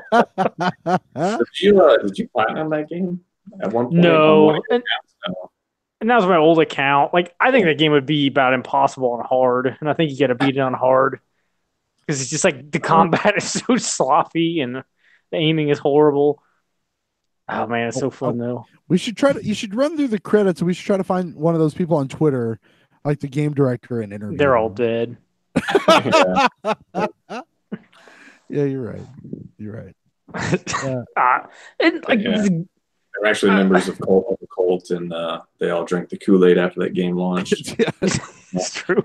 The second the game went live, they just all fucking killed themselves. Yeah. Why there's no patches? Yeah. So this was like a common thing on PlayStation 3 games. I feel like that were run on the Unreal Engine. It seemed like it'd take the textures forever to pop in. Like the game would load up and then just like everything looks smooth as hell. There's like whole scenes where this happens in this game. The textures never pop in.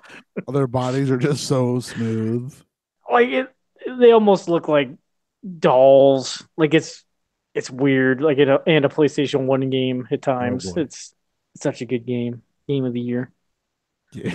Game of the year 2013, 14? Probably. It's one of them. One of those two. Oh, it's so good. What else you play? Anything else you want to get to? No, that's enough. All right. Yeah. Which of my two do you want to hear about first there, Ralph? Ryan?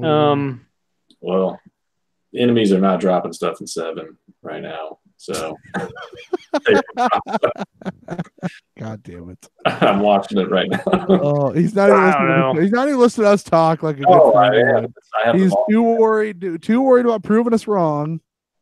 Well, that's because I just played this over Christmas, and I was like, I don't remember anybody dropping anything. but maybe the bosses do. Maybe like that crazy chick when she turns into that weird whatever would you even call her, like A bug. spider looking thing. Yeah, I don't know. Yeah. I don't remember. I swore they did, but I must have been wrong. Too. Anyway, whatever. I'm used to it. Ask Creed. All right, so I told you last week I was gonna. I don't know if I want to hear about this. Why? Why? Because I'm such an asshole. Is that why? Because I'm such a dick. I'm just glad you played this one and not like Black Flag. No, Black Flag's. I would not. It'd be probably like 3. I bet you'd hate 3. Ships combat is not my thing, so I'm glad I did not play Black Flag. I will tell you, man, it's harder than I thought it was going to be to say. I am enjoying my time with Assassin's Creed Origins. Yeah, they definitely tried to modernize it. That game feels pretty okay. Now, granted, I am not seeking out and doing all of the side stuff. I'm very much just playing that game as it comes towards me. I am definitely trying to focus on the story. I'm not trying to do the side stuff. You're not dodging anything coming towards you. What's that? I said you're not dodging anything coming towards you. No. If it's there, I'll do it, but I'm not seeking out to play the complete game. I'm definitely trying to focus on the main story. But man, if you do that, it's probably only going to take you like 20-ish hours if you just got to do the main story. Yeah. Bayek's pretty cool. Yeah, he's a really good character. I liked him way more than the Cassandra was pretty good. I think I liked her more than the dude in Odyssey, but I think Bayek is way better than the character. I like Bayek. I just met Cleopatra, right? Yeah. I just met her in Origins, so I don't know how. I think that's like 10-ish hours in.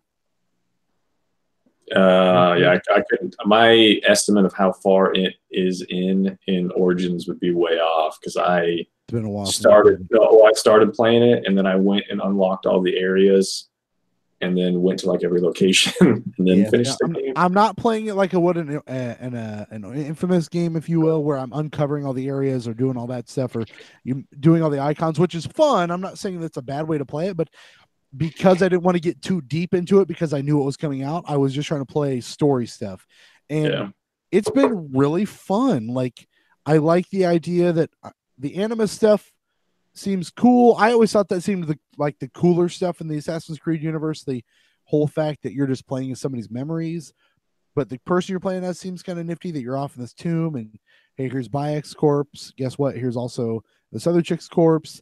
A chick that I don't know if it's your wife or something, but also the fact that your wife doesn't know that you accidentally killed their son and she thinks you're out for revenge, even though you're trying to get revenge, even though you're the one that fucked up and killed your son. Like, there's some depth to that story, man. It is cool.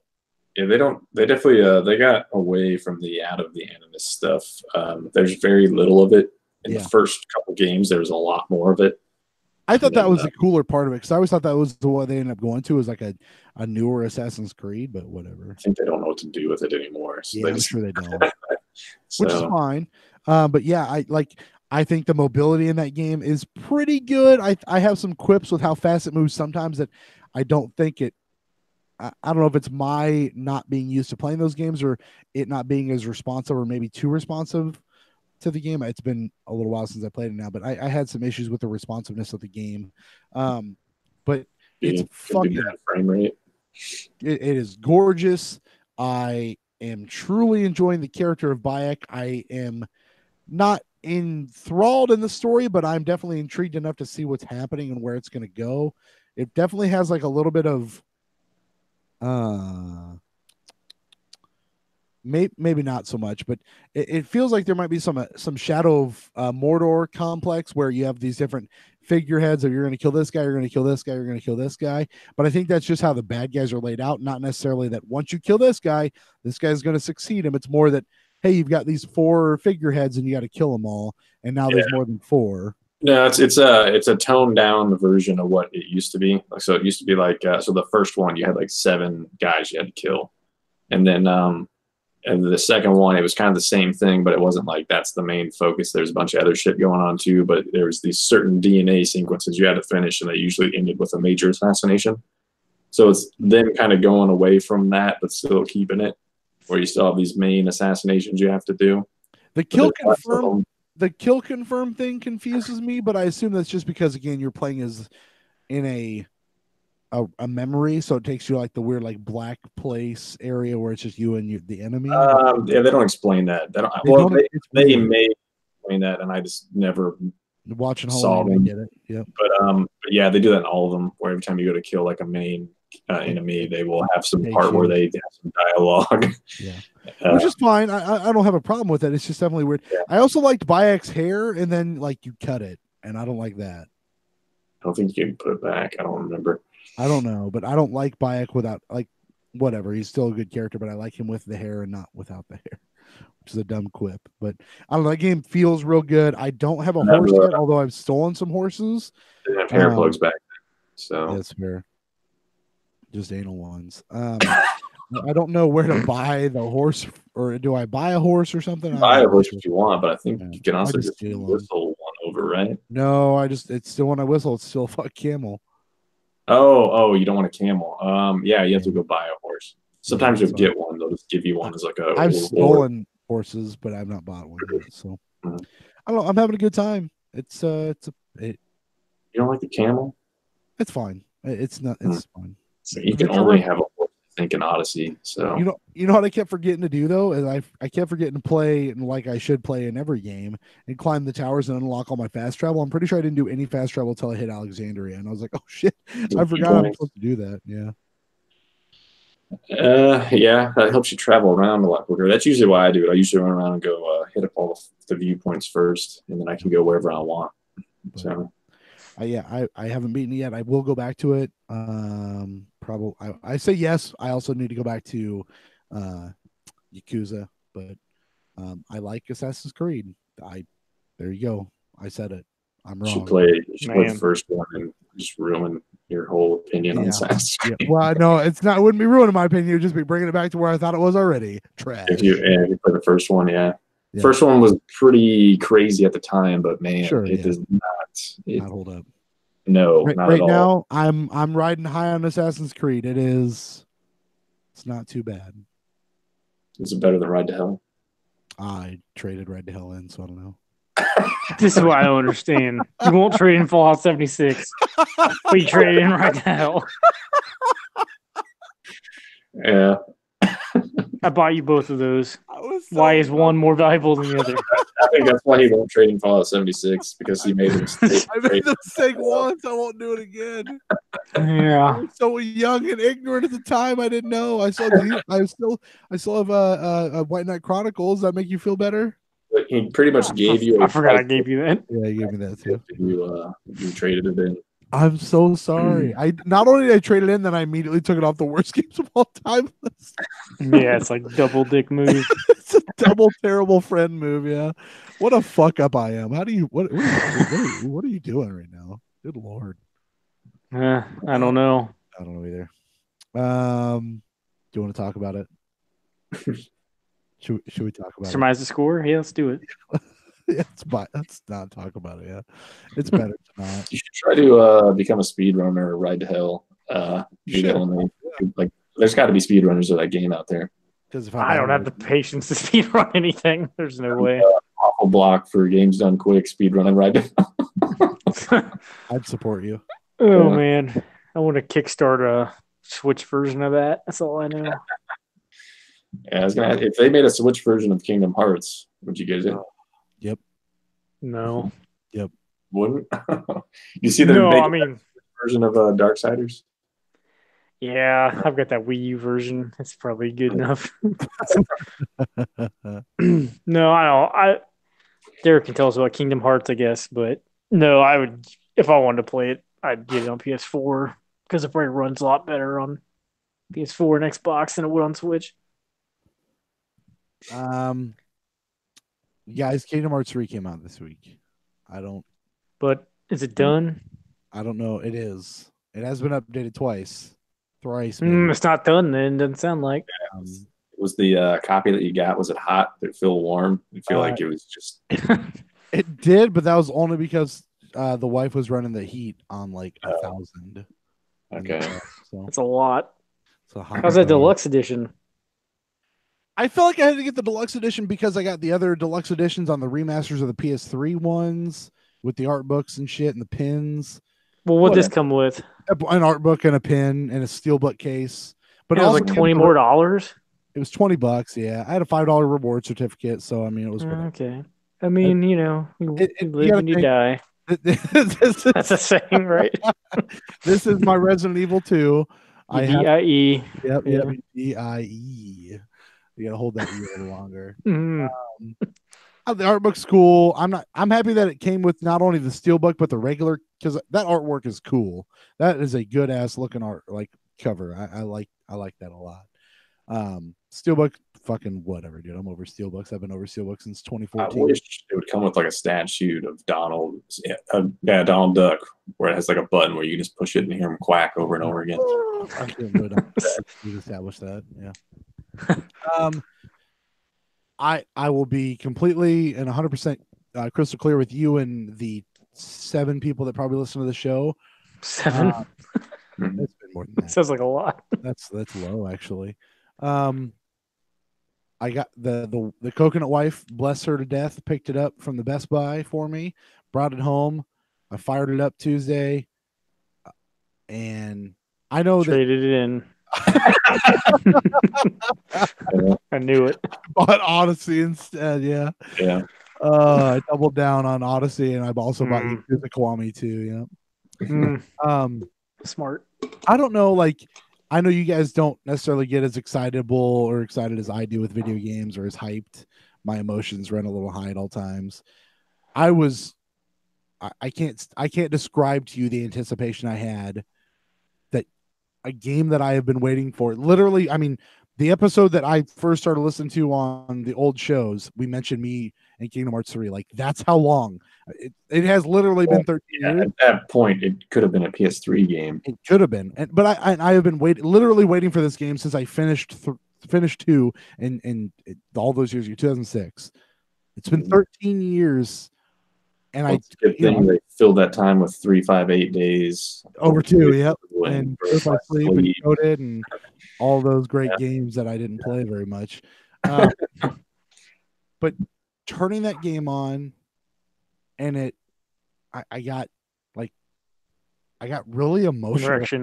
Yeah, I got really emotional. And there's a book nearby.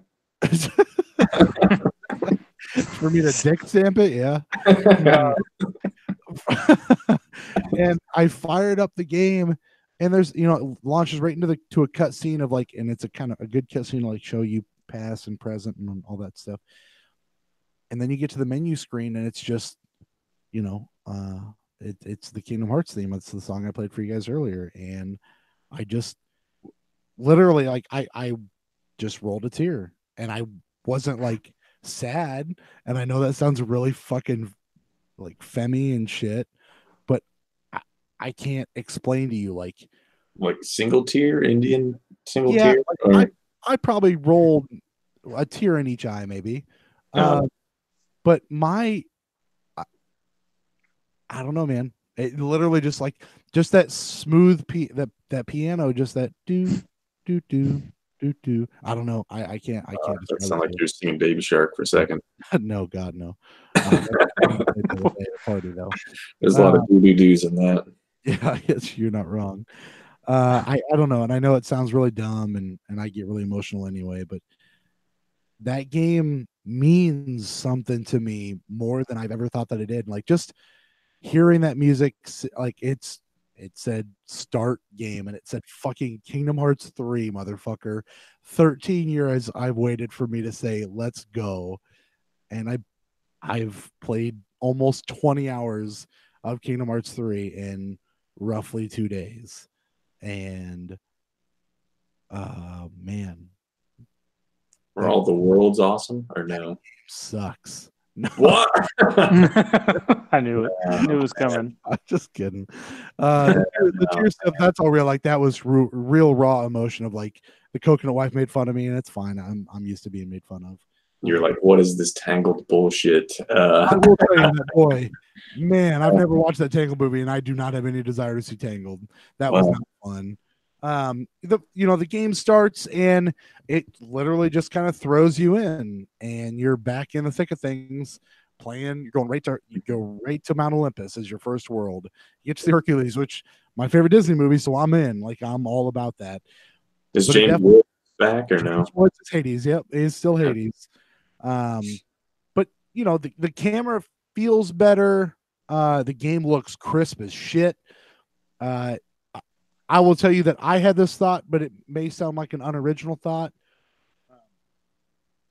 I think the voice acting in that game is mostly garbage. Well, the Sora sound too old? No, Sora doesn't sound too bad, but just their external, Woody isn't Tom Hanks, obviously, but I don't think it's his brother that plays him, and I don't think it's very good. Buzz doesn't sound very good. Mickey sounds god fucking awful. Mickey Mouse sounds like shit. Disney's okay with that? Is it the real voice actor for Mickey?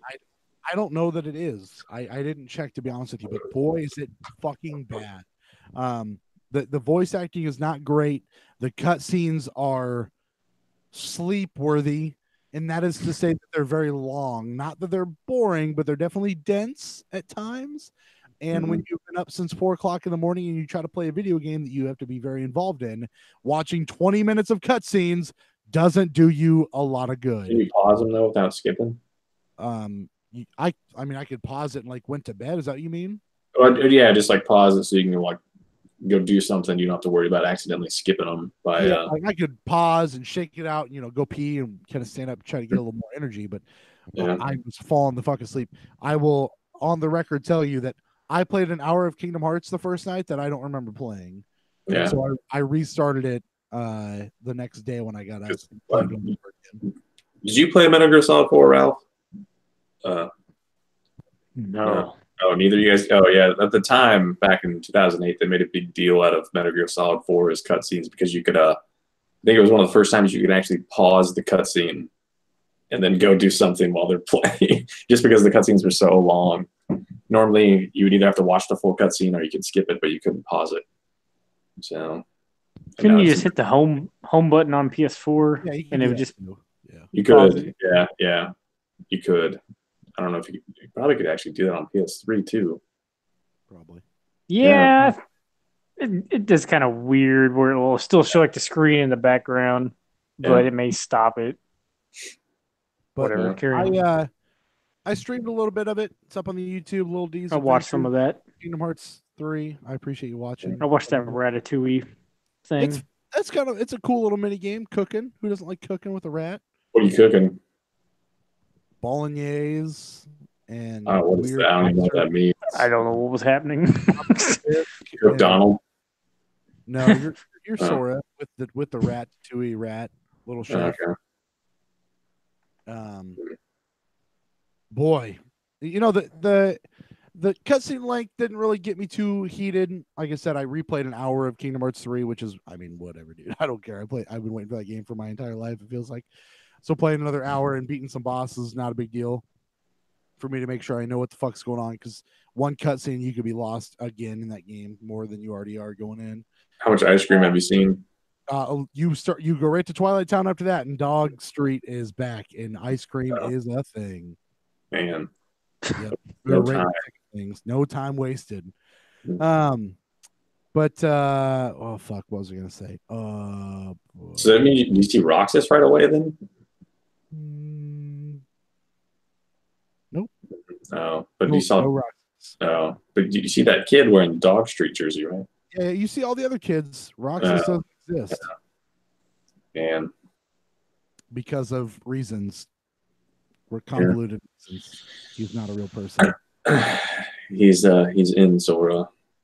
Well, you know what? Not far off as to what's going on in that fucking game. He's deep in Sora. He's deep in the heart of Sora. Yeah. Somewhere. Okay. It's like being in San Antonio, deep in the heart of Texas. Yeah. But what's really fucking bad in Kingdom Hearts games still? Gummy ships. Fuck that shit. But they look a lot nicer though, right? Fuck that shit. Earlier, I was trying to go to Arendelle. Yes, the Frozen World. Spoilers for those of you that care. I would have never known that. I still don't understand like how were gummy ships a thing? Like what like it's not in any Disney thing. They just made it up. Because you had Sid in the first one, and who is Sid? The master of all things airships. So what's the difference between an airship and a gummy ship? Gummy just is weird and Disney-ish. It looks like so the ones in 1 and 2 just look like ass. Those whole sections just look terrible. Yes, the world that you're flying around in 3 looks great. It's still the same shitty looking gummy ships. Now, and there are like bosses inside of 3, and there's some of them that you can avoid, and then there's some forced like battles in 3 with the heartless gummy ship things. And so I'm 20 hours in at this point, trying to get to Arendelle so I can save fucking Anna or Elsa. I'm not really sure. And it's a forced battle on one of these heartless things, and I've got my level 1 high wind gummy ship, and I'm getting fucking wrecked by this thing. I probably lost to that thing 10 times, and I wanted to rip my controller in half. So I stop it, go back to the gummy ship editor, and I go to buy, because I'm just like, maybe I can buy a better ship. Well, fucking, you're in luck. One, I've got $100,000 in money because you don't buy anything in that game. And I'm like, oh, I can buy this sweet new ship. Bought the level 3. Well, you need some random fucking gummy block to make it. I'm like, I'm searching for that bullshit. So I'll buy level 2. Bought level 2, flew to Arendelle. The fourth battle wasn't there. Land, no problems. What? Fucking pissed. Is it random? I didn't think so, but because it's like as you approach, it's like, oh my god, this is transforming into it's a ship, and then you have to fight it. And then I didn't, because reasons, Kingdom Hearts reasons. Yeah, maybe they saw that you died already so many times. They're just like, well, we're gonna skip this. I'm fine with like not knowing how to do a puzzle in that game or not being able to beat a boss, but it's a gummy ship and that shit sucks, and I don't want to fucking play that shit. Fast travel and everything. I never knew to do that. If they do a 4th one, you think gummy ships will be in it? Yes, I don't think they can. The font is still the same from 2002. They're not going to get gummy ships.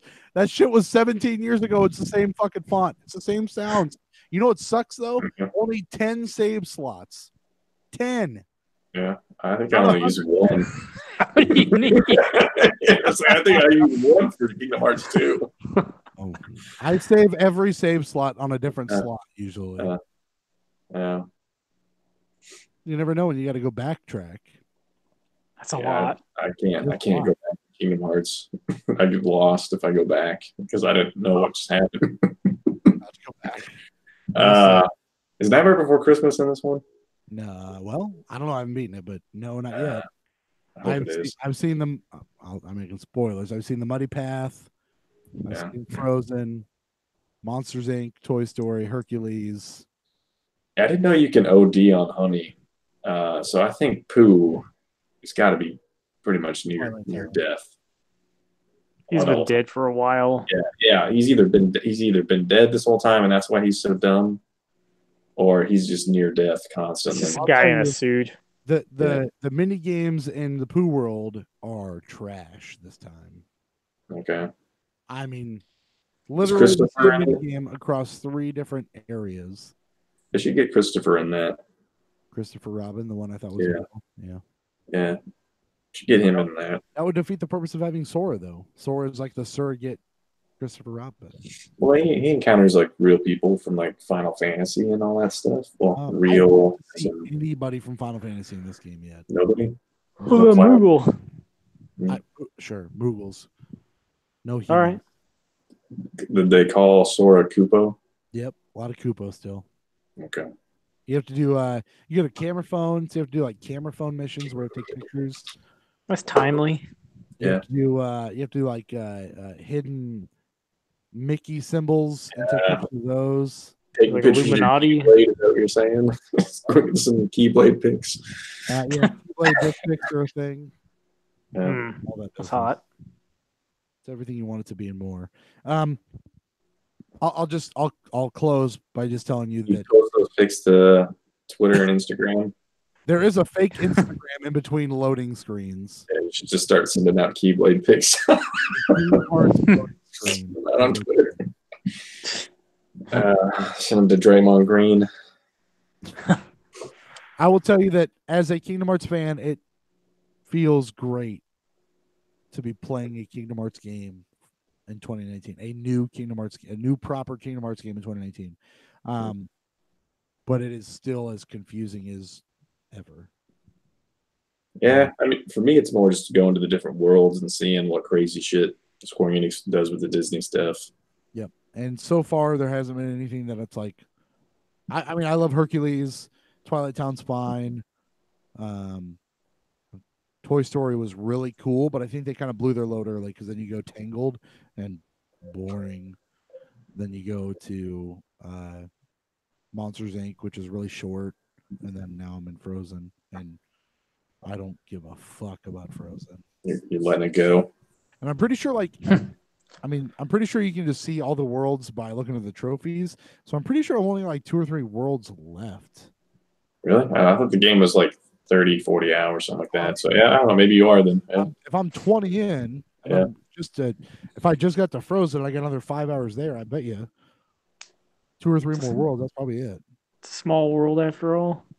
Yeah. The cool things, like as far as your summons, like the pirate ship or the teacups or the blasters, those are all pretty cool. The combat in that game feels very fluid. There's a lot of systems thrown at you, but it all feels very, very. I mean, it's all 1 or 2 buttons. It's all it is, and it feels really good. Is Goofy still freaking out with that shield, or? I feel like they tamed both him and Donald down.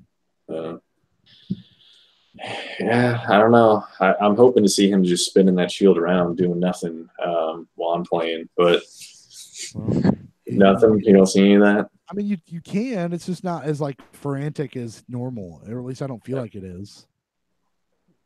Maybe I'm not watching close enough, but well, I just catch it every once in a while. I'll spin the camera around, and there's Goofy just going to town with his shield. I don't know what he's doing.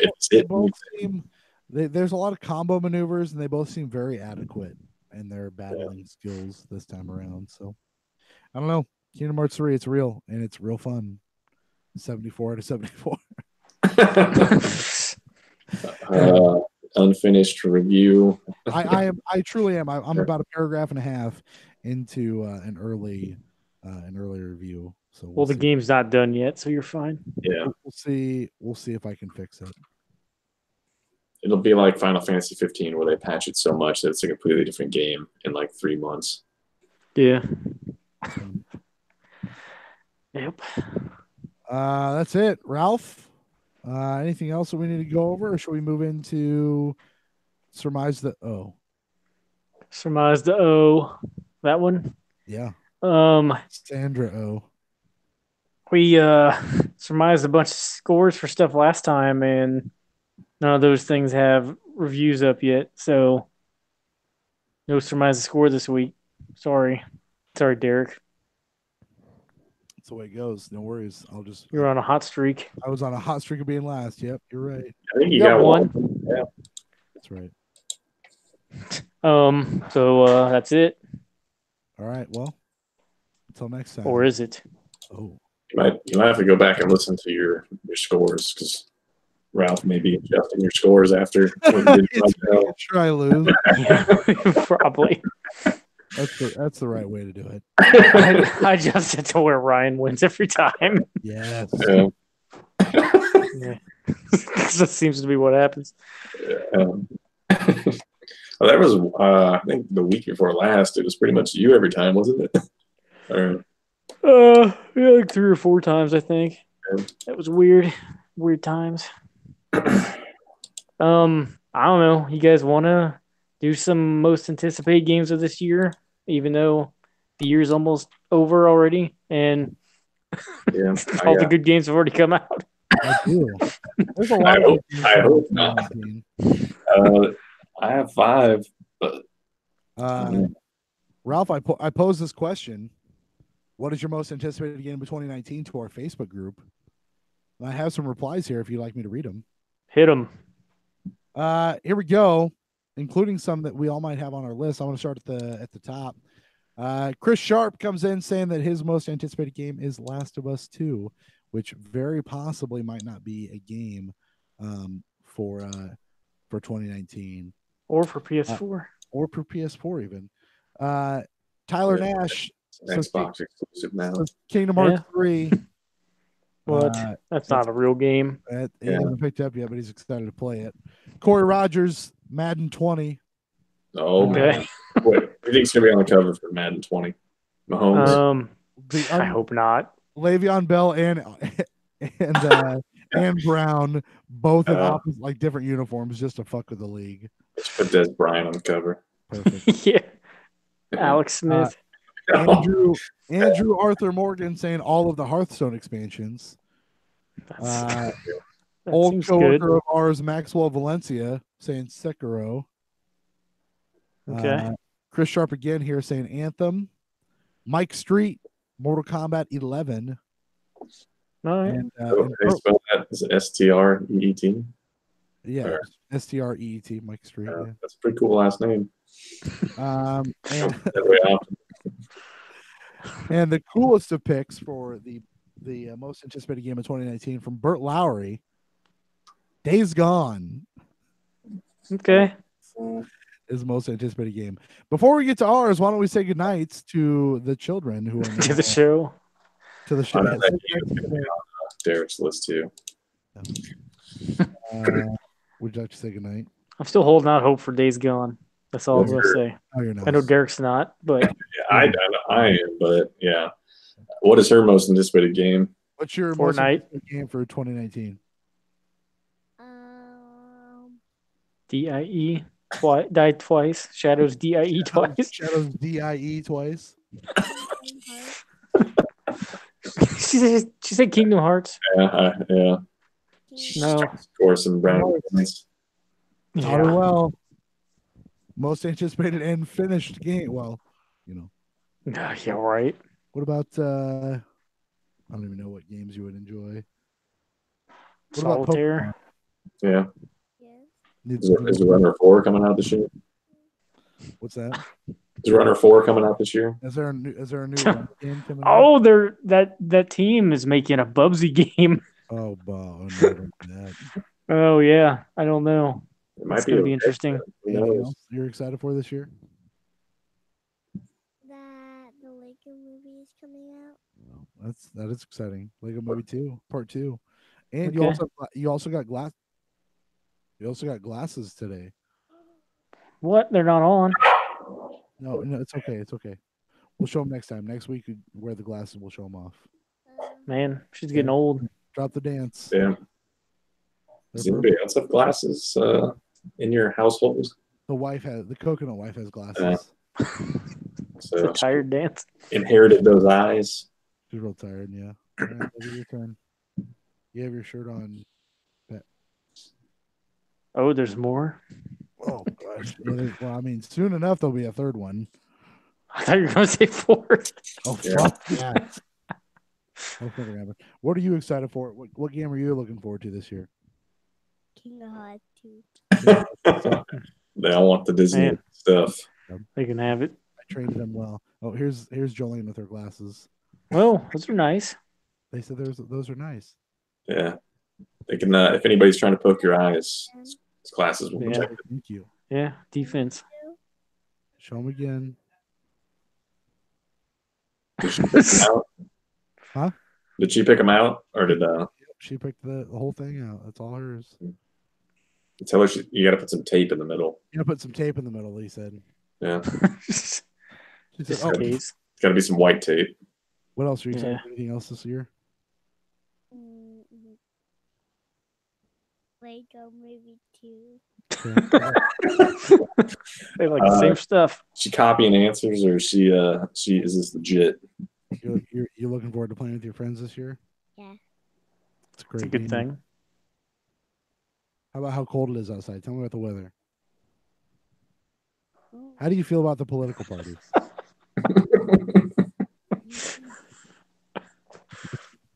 You know what the word local means.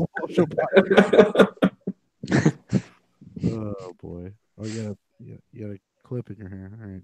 You tell the gentleman good night. Good night. Good night. Have a beautiful day. Night. Tomorrow. Yeah. Oh, you got the ball. Don't freeze your tail off. Love you.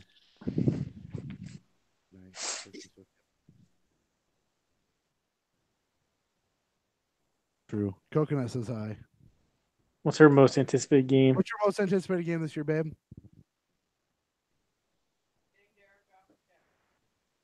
What? Animal Crossing? Getting Derrick off is what I heard, gentlemen. Whoa. That's not a game. Animal Crossing? She said she doesn't think it's going to come out until December. That's too far for her.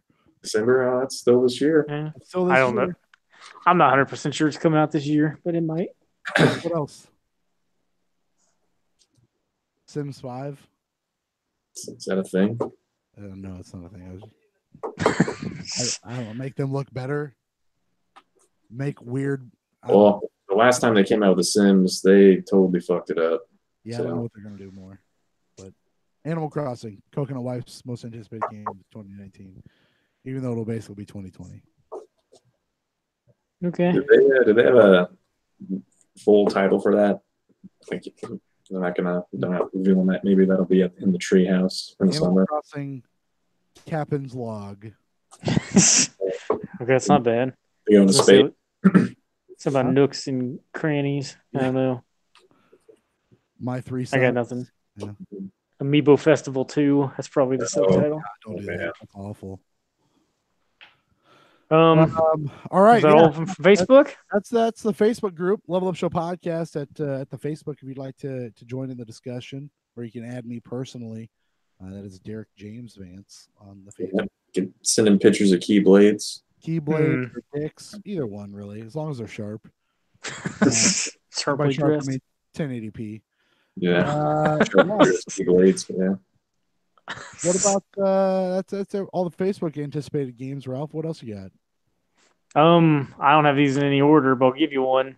All right. This one's coming out first, it looks like. That is Yoshi's Crafted World. Ooh, yes. Comes out in February. That was a game March, sorry. Is that brand new or a remake of brand it? new. It's brand new. Looks like Yoshi's Woolly World, kind of, which I enjoyed. It's a game I did not new put on my amiibo? list, although I am excited about. Yeah. Any new amiibo for that one? There's some Japanese version you can get that comes with every color of Yoshi. In yarn form? I think I don't know if this one they're supposed to be. They must be yarn. I mean, I don't know. They call them like wool sometimes. I guess I don't know what they're supposed to be in this one. But I've got like I've got a little and a big Yoshi that were fabric made. I don't know if they're yarn or wool or what. Did those play better than the those like fabric looking Kirby ones, or? That Kirby Epic Yarn. Yeah. Hey, that game sucks. I don't know. That game was like really simple, it was way too easy. Which Kirby games are pretty easy most of the time. That one was like, I don't know. It wasn't fun. It was so easy. The Yoshi games are more fun. I think. Whatever. I don't know if I haven't seen any more amiibo, but it'd just be different colors of Yoshis, from what I can tell. Nintendo, I know you guys have like a completely different outlook on Nintendo games, but they always look very good to me. It's just some of them, I'll see how they play, and it's like, I don't know if I actually like playing it, but they always look very nice. Yeah, they're very good at creating, or just their art style in general. But yeah, definitely. But yeah, I don't know. I guess we'll see. That game's coming out soon. Who wants to go next? In no particular order. I think you're hosting. You choose. Ryan, what you got? My 5 is Far Cry New Dawn. So I'm not super excited about it, but I know it comes out fairly soon. It'll be interesting to see what it is and what they're doing with that.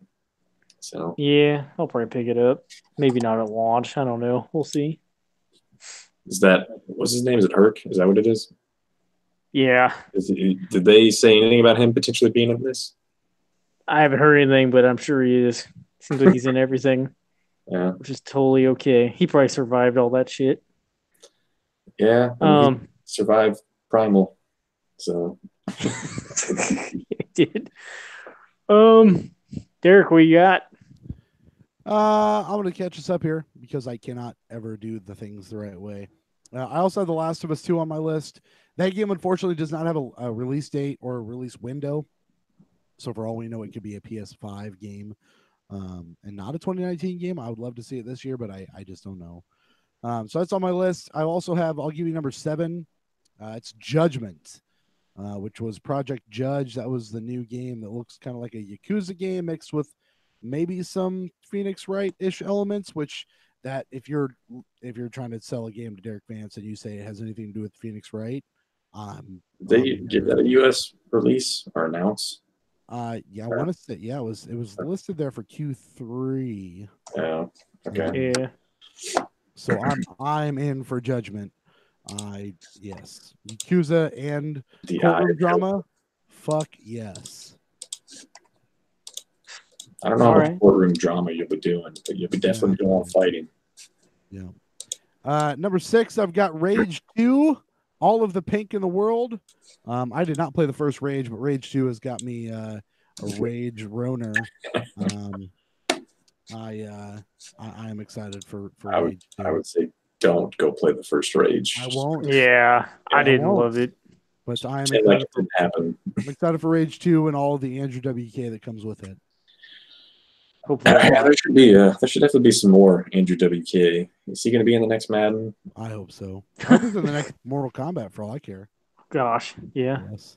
And number 5 to catch us up is Anthem, which comes out in just a couple of weeks.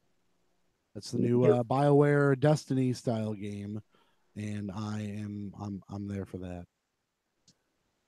Okay. So Um, there's my number 5. Ralph, back to you, number 4. I'm not numbering these, I guess, so I don't really know. Sorry, I ordered them in most literal anticipation. Yeah, I did the same. I already forgot. What did I say for 5? Crafted World. Yes. Okay, I guess I was probably right then. Number 4, I guess. Whatever. This is a game that was supposed to come out in October. Then it got delayed to April, and now it's gotten delayed to May. I just learned. Crystal Crisis. It's a puzzle fighter looking game developed and published by Nicholas, what the fuck it is. With I don't know, it's got characters from like Code of Princess in it and Binding of Isaac, Cave Story, probably Azure Striker Gunvolt. Is Bunch this of weird is shit. this a Switch game? Yeah, I think it's a Switch exclusive. I heard today that I just read before the show started that they got delayed till May. I'm like, fucking great. May 28th. But they added in, I don't know what they're doing. They added in narration from Peter Cullen, the voice of Optimus Prime. Optimus Prime? Why? I don't know. Samuel J. Witwicky. Yeah, I don't know. Whatever. I hope that game's fun because I love Puzzle Fighter and I'd like a modern. Is it coming out on like everything? Or I think it's a Switch. Yeah, At least for now. Switch worldwide, May 28th. Yeah. That's that. Ryan, what you got? Persona Q2 I have I'm just gonna like I will probably not finish that game. I will try it. I never finished the first one, but I just want to see what it is, and it's probably gonna be the last 3DS game I'll buy. So I'm probably gonna get the have you guys even seen any like the special edition for it at all? I think so. No. Yeah, I'm probably gonna get that. I think it's like 69 or yeah, it's either like $59 or $69, but it comes with like a little Persona 3 plushie, so it looks kind of cool. But Nice. but Okay. did they? What else is playing on 3DS? Do they have? Not a whole lot. I know that Luigi Bowser or whatever the Inside Story thing came out this month, right? Yeah. But Yeah, I think Yokai Watch 3 is still coming out, and then that Tree and Odyssey game we surmised the score for yeah. what the hell that was. And I Q2 don't is in June. that is Q2. How Yeah. about that? I don't know if that was intentional, but Yeah, I don't really know for 3DS. That must be about it. I can't think of anything else. Okay. Derek, what you got? Number 4 for me, Luigi's Mansion 3. I loved that second Luigi's Mansion on the 3DS. And if that actually ends up coming out this year and being on the Switch, I am fucking they excited. shown much of that game They yet? showed a little. I think it'll A come little out bit of this a year. taste. I think it'll come out this year too. I am. But yeah, it was on the list. I thought about putting it on mine, but Yeah, I never I'm. played one. I like that Luigi's Mansion business. I'm in for that. So that's my Yeah. number 4 for Yeah, 2019. it almost made my list. I'll pick it up though. There's a game on my list right here at 3 that could be on Ryan's. I don't know, maybe not. It's supposed to come out in this spring. We'll see what happens. Fire Emblem Three Houses. I saw that, but it's not on mine. Is that so? That's Switch, right? Yeah. Yeah. Yeah, I'm definitely gonna be getting that. It's just not on my top 5. Like it still claims spring. Like this was Nintendo released a new release window schedule thing. Like I think it was earlier this week because it moved Metroid Prime 4 to like to be announced or to be determined, and so was Bayonetta 3. But it still had Fire Emblem at spring 2019, right after Yoshi's Crafted World in March. I don't know. I don't know if it's going to come out that soon, but Well, we'll see. I hope it does. The Bayonetta thing kind of concerns me a lot because, like, I thought when they announced Bayonetta 3, they wouldn't have announced it unless it was pretty close to coming out. They've shown nothing of it other than a logo. So, Yeah, I have a feeling it's not this year. But, yeah. that's Fire Emblem. Derek, what you got? I mean, sorry, Ryan, what you got? My number 3 is I don't know how to say it. I know, is it Sekiro or whatever? Shadows Die Twice or DIE twice. How you say it? Yeah, I don't know. I've heard people pronounce it, but I'm not sure how you say that Sekiro part. I keep saying Sekiro, but I could be wrong. Yeah, but I don't know. It's from software game. It's bound to be pretty crazy. So I know it's not going to be like Dark Souls, but it should be interesting. Okay, yeah, that's. Don't show your butthole on the camera, cat. I think it already happened. Too late. Derek, what you got? Same game. I got pretty close. Number 3 for me is the Division 2. I really like that first Division game. Them refining it and making it better, hopefully with better in-game content. I am in for the Division 2 all the way. Okay. I hope it's good. I love the Division. All right. My number 2, I guess, a game that's probably not coming out this year is Bloodstained Ritual of the Night. That Curse of the Moon's free on Xbox right now, right? Oh yeah, that was one of them for gold. I forgot could get canceled this year though. Yeah, probably. They're gonna because they just canceled the Mac and Linux versions and the Vita and the Wii U. So now next is PS4. No. Yeah, we'll see what happens. Bloodstained. 3DS version. I wouldn't be surprised if there was one. Ryan, what you got? For mine, I got the Outer Worlds. They don't have that listed as with any release date, but I'm pretty sure that's coming out this year. What was it? The Outer Worlds. That's the Fallout looking game. So Obsidian. Okay. Yeah. So I mean, that game, if it comes out this year, could potentially. Like, I really like the modern day Fallout minus. That would be 76. really cool. Yeah, that could potentially take over Resident Evil 2 if it's good enough. So, yeah, that game looks pretty cool. All right, Derek, number 2. Number 2 is a game we already mentioned. That's Sekiro: Shadows Die Twice. I think that game looks fucking astounding. I am in for it being a From Software game. That I have a lot of high expectations. I'm excited for that game a lot. It's Sekiro: Shadows Die Die Twice. D-I-E. Shadows D-I-O. DIE. All right. DIEIO. D-I-O. D-O.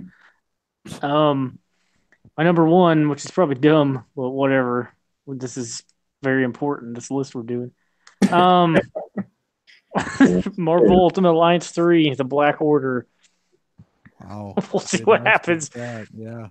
I love that first one, and this first Ultimate Alliance game is one of my favorites of all time, and the second one isn't as good.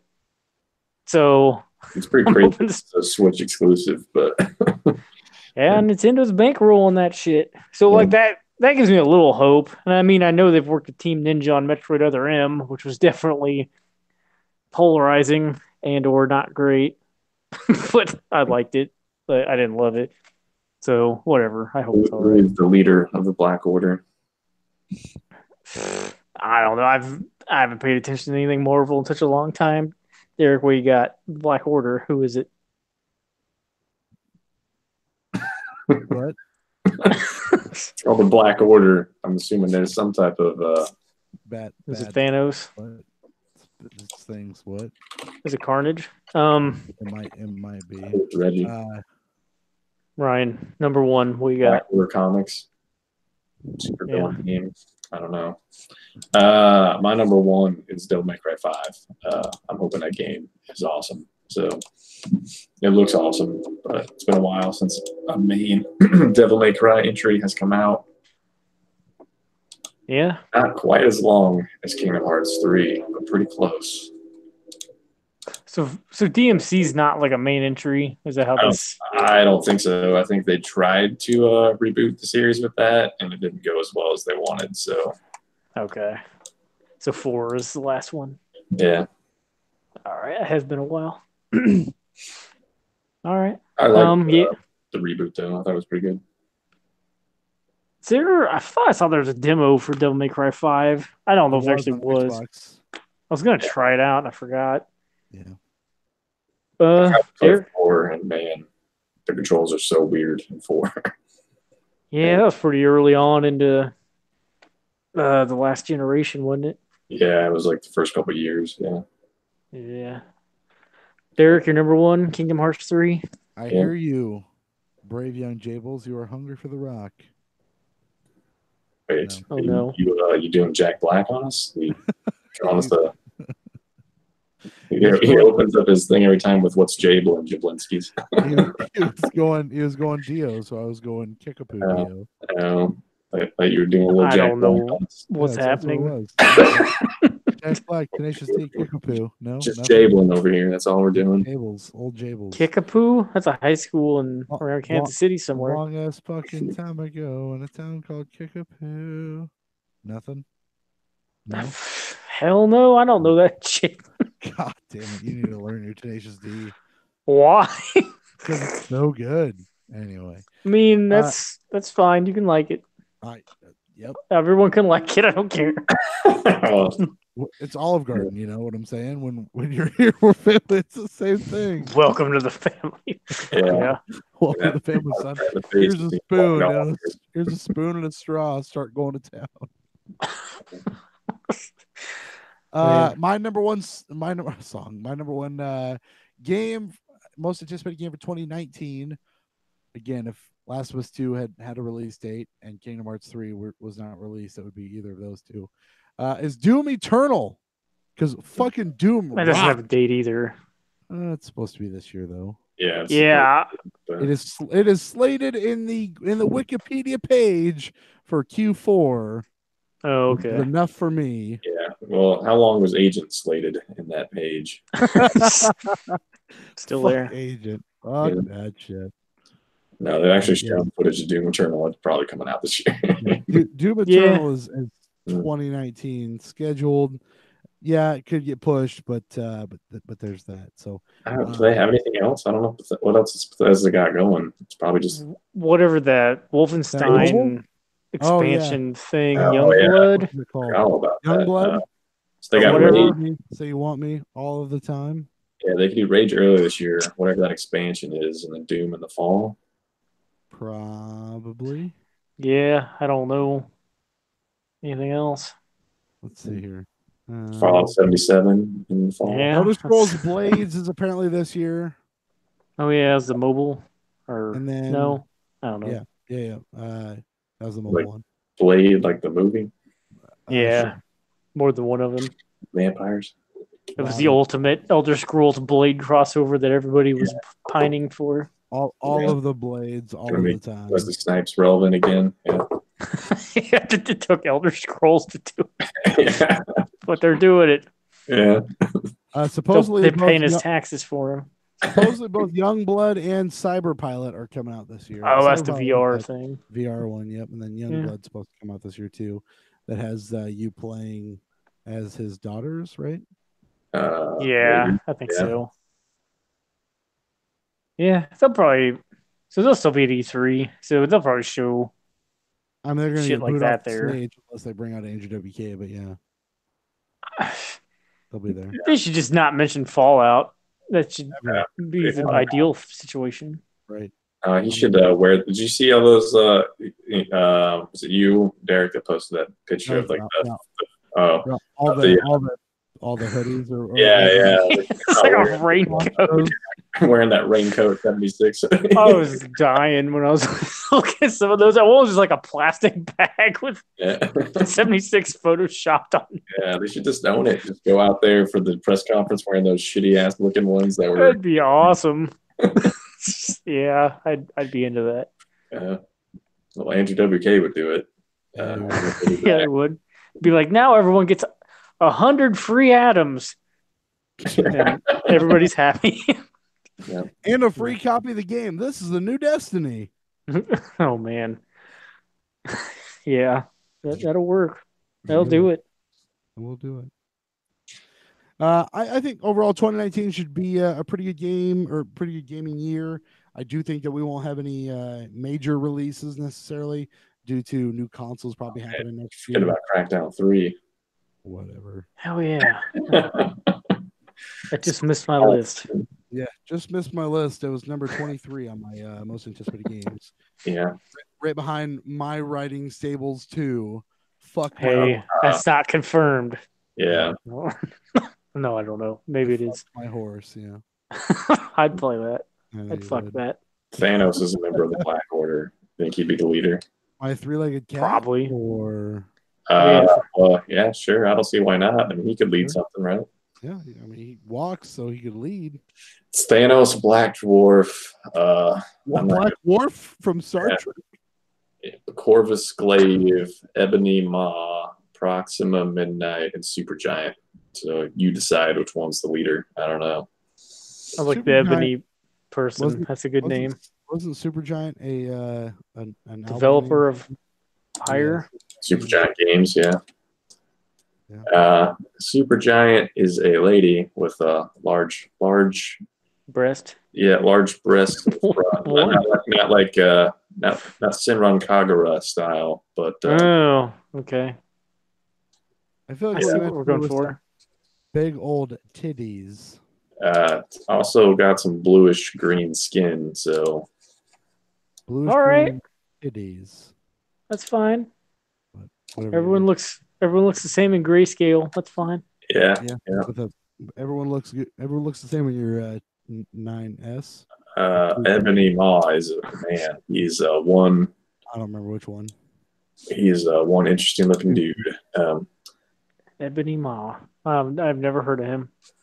Okay. I think these guys were all in the movie. Like, I don't watch any of the Marvel movies, but I have seen parts of it. Maybe Black Dwarf wasn't. I don't know. I think Ebony Maw was in the newer Avengers. That name sounds familiar. But... So was Proxima Midnight. They're all dark sounding names. Yeah. Speaking of pussy, that's going to do it for this week's edition of the Level Up Show podcast. We will be back for your regularly scheduled live show next week, where we discuss Eating Party. Not this taped show of Kingdom Hearts 3 next week. of Is Ride to Mike Hell. Mm-hmm. Where we continue to know what the Black Order is. It probably won't be next week. I have to work all of the weekend. I'm off on Monday again, so we'll see how it goes. But I'm Super hoping. Bowl predictions. We got. Sure. I'll go first. I'm gonna go. How much air is going to be in that ball? I'm gonna go Rams 23, Patriots 24. Oh man, is it field goal to win, or what's happening there? Or No, the Patriots hold them the off? Rams go for a 2-point conversion somehow to win and fuck it up. They would. But so who's winning? Do you really think that a team is going to go for a 2-point conversion to win the Super Bowl? I don't know, man. I don't care. Ask me if I care. I would feel like the only team that would ever do that would be the Browns. Ask me if I give a fuck. Chargers did that at the end of that Chiefs game and fucking beat them. Yeah. I think the Patriots will win. Okay. Yeah, I don't want do them to, but I have a feeling they're going to. 24-23 Patriots. Ralph? 38-35 Patriots. Big game. Best of one. Who has the better punter? Probably the Patriots. The Rams punter can throw some passes. I don't know who the Patriots punter is. He can't throw the passes like the Saints guy can. Apparently, the Patriots punter and the Rams punter are on the same team in college, but the Rams punter beat out the Patriots punter, so the Patriots punter transferred and ended up winning punter of the year 2 years in a row. That's an award he made up. I'm also picking the Patriots. I'm kind of surprised we're all picking the Patriots. I will say 28-21. Going to be a rough Super Bowl that I'm not going to watch all that closely. I will watch it because what else is on a Sunday? I just want to see the commercials, which I could probably watch online, but whatever. I don't know. I just hope it's close. You don't want to see the halftime show. I want it to be an entertaining game, and I would love to be surprised by the Patriots getting fucked 2 years in a row. Yeah, but that Patriots Falcons Super Bowl, like it doesn't matter. Like they could get fucked all the time now, and like they're always going to be the greatest comeback in the history of football. Like we on an old episode, we were discussing how the Broncos were in the Super Bowl and how I said they were not going to get beat by the Seahawks. Man, best Super Bowl I've ever seen. Yeah, fuck off. So bad. God damn it. It was man, like how many there haven't been that many, or there haven't been that many blowouts in Super Bowl history, have there? My fuck off was directed to Ralph saying it was the greatest Super Bowl he's ever seen. No, but that Broncos Panthers Super Bowl was close to a blowout. I mean, it was closer than that game was. Yeah, I think they still had the chance to be in the game, and that's when Cam Newton did that fumble and didn't even really try to recover it. Yeah, what the fuck. He was very afraid of the ball. Yeah. I mean, the worst Super Bowl blowout was probably anytime the Broncos were in the against Super Bowl in the 80s. Was that the Bills? They got it was like Broncos and 49ers, wasn't it one of them? And they got beat by like over 30 points or something. I don't know his early career, and the Broncos in the 80s were bad. No, they were good. They were in the Super Bowl a lot, but they always got smoked. Yeah, they got yeah, I mean, whatever. At least they were in the Super Bowl. Yeah, I mean, the Lions have never been in a Super Bowl. Neither have the Browns. I was talking to, I probably shouldn't have been, but I was talking to some Chiefs fan just because they're surrounded to them.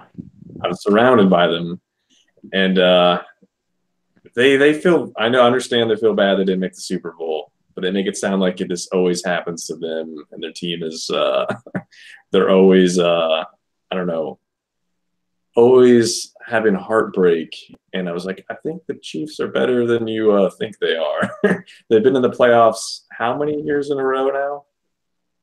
Yeah, And they've won the division 3 years in a row, right? A lot. but they just never. Yeah. I mean, they don't improve. Like you would think, like if they keep. Oh, go ahead. No, I mean like they just keep doing like the same thing, which is obviously better than a lot of teams. But like I think I've seen the Lions win one playoff game in my lifetime. yeah, it's just like you just want to. You just know they're gonna take the next step at some point, and they never do. So I get it, but yeah, it's definitely a lot better than a lot of other fan bases have it. Brown scenario or the Lions scenario.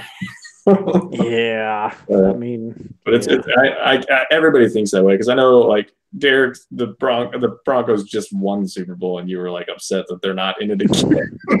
I was like, God damn it, the Lions have never even won the Super Bowl. Once you get a taste, you want more. I mean, I don't know. I was just so glad the Royals won that World Series a few years ago because now it's like, okay, I'm good. Well, I think that's part of the thing too, right? Like so the Royals won the World Series 2 years in a row, won it the second time, and now I'm around it, so I see these Chiefs and Royals fans all the time. They really want more. They want the Chiefs to win it all. No, I mean I don't. Royals could suck forever. I don't care. Like I got to see it. You have to see one. That's all I want. Yeah. I don't care. This one. Yeah. You got a lot more. You got a lot more years to live. It's okay.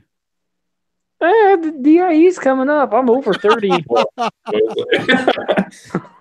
it, 20 years between World Series or something like that? So maybe 20 years from now, you'll get another Royals World Series. 30, yeah. Was it 30? Oh. Yeah, it was 85 and then 2015. Yeah. 15 is the year they won it. So, yeah, maybe. Yeah. I don't know. I'm kind of done with baseball, so it's fine. I still love baseball. I'll never get rid of baseball. Well, you like the Braves? Did they win like that division for like 50 years in a row? Pretty close. Yep. And last year, maybe. I remember they beat the Indians in the World Series, didn't they? In like the 90s. Yeah. Yeah, because the Indians can't win a World Series. And then they lost to the Yankees after being up 3-2-1, or I think it was 2-1. They were up. And at home, and then they blew it, and then the Yankees went home and smoked them. Yeah. A late Facebook drop here real quick of somebody who is excited for the most anticipated game of 2019, Animal Crossing. And it is not the wife, it is a friend of the show, not somebody I talk to all that often. Everyone's friend of the show, Kevin Eilers. Yeah. Okay. It's a good pick. Animal Crossing is great. Have they shown what that looks like on Switch? That'd be interesting to see how it looks. It literally could just be you just playing capping songs on a fucking fretboard, and I would be okay. It's like Rocksmith, but yes. Did you watch that Dreams video? I saw some of that. I'm interested in that. Crazy. I'm interested in it for the simple fact that I wasn't Mario Maker to play people's shit. That game is nuts. Yeah, somebody made like Super Monkey Ball in that. It looked like there's so much shit that people are just making in that fucking game. I'm into that. Yeah, it looks pretty cool. I'm into Dreams. What if it was Nights and Dreams? Man, like a night. I'm into it. That's gonna do it for this week's edition of Level Up Show podcast. Thanks for tuning in this week. We'll be back same bat time, same bat YouTube. Mm-hmm. For Ryan, for Ralph, I am Derrick. Go fuck yourself. Yeah, that works. Go fuck yourself. Yeah, don't do that.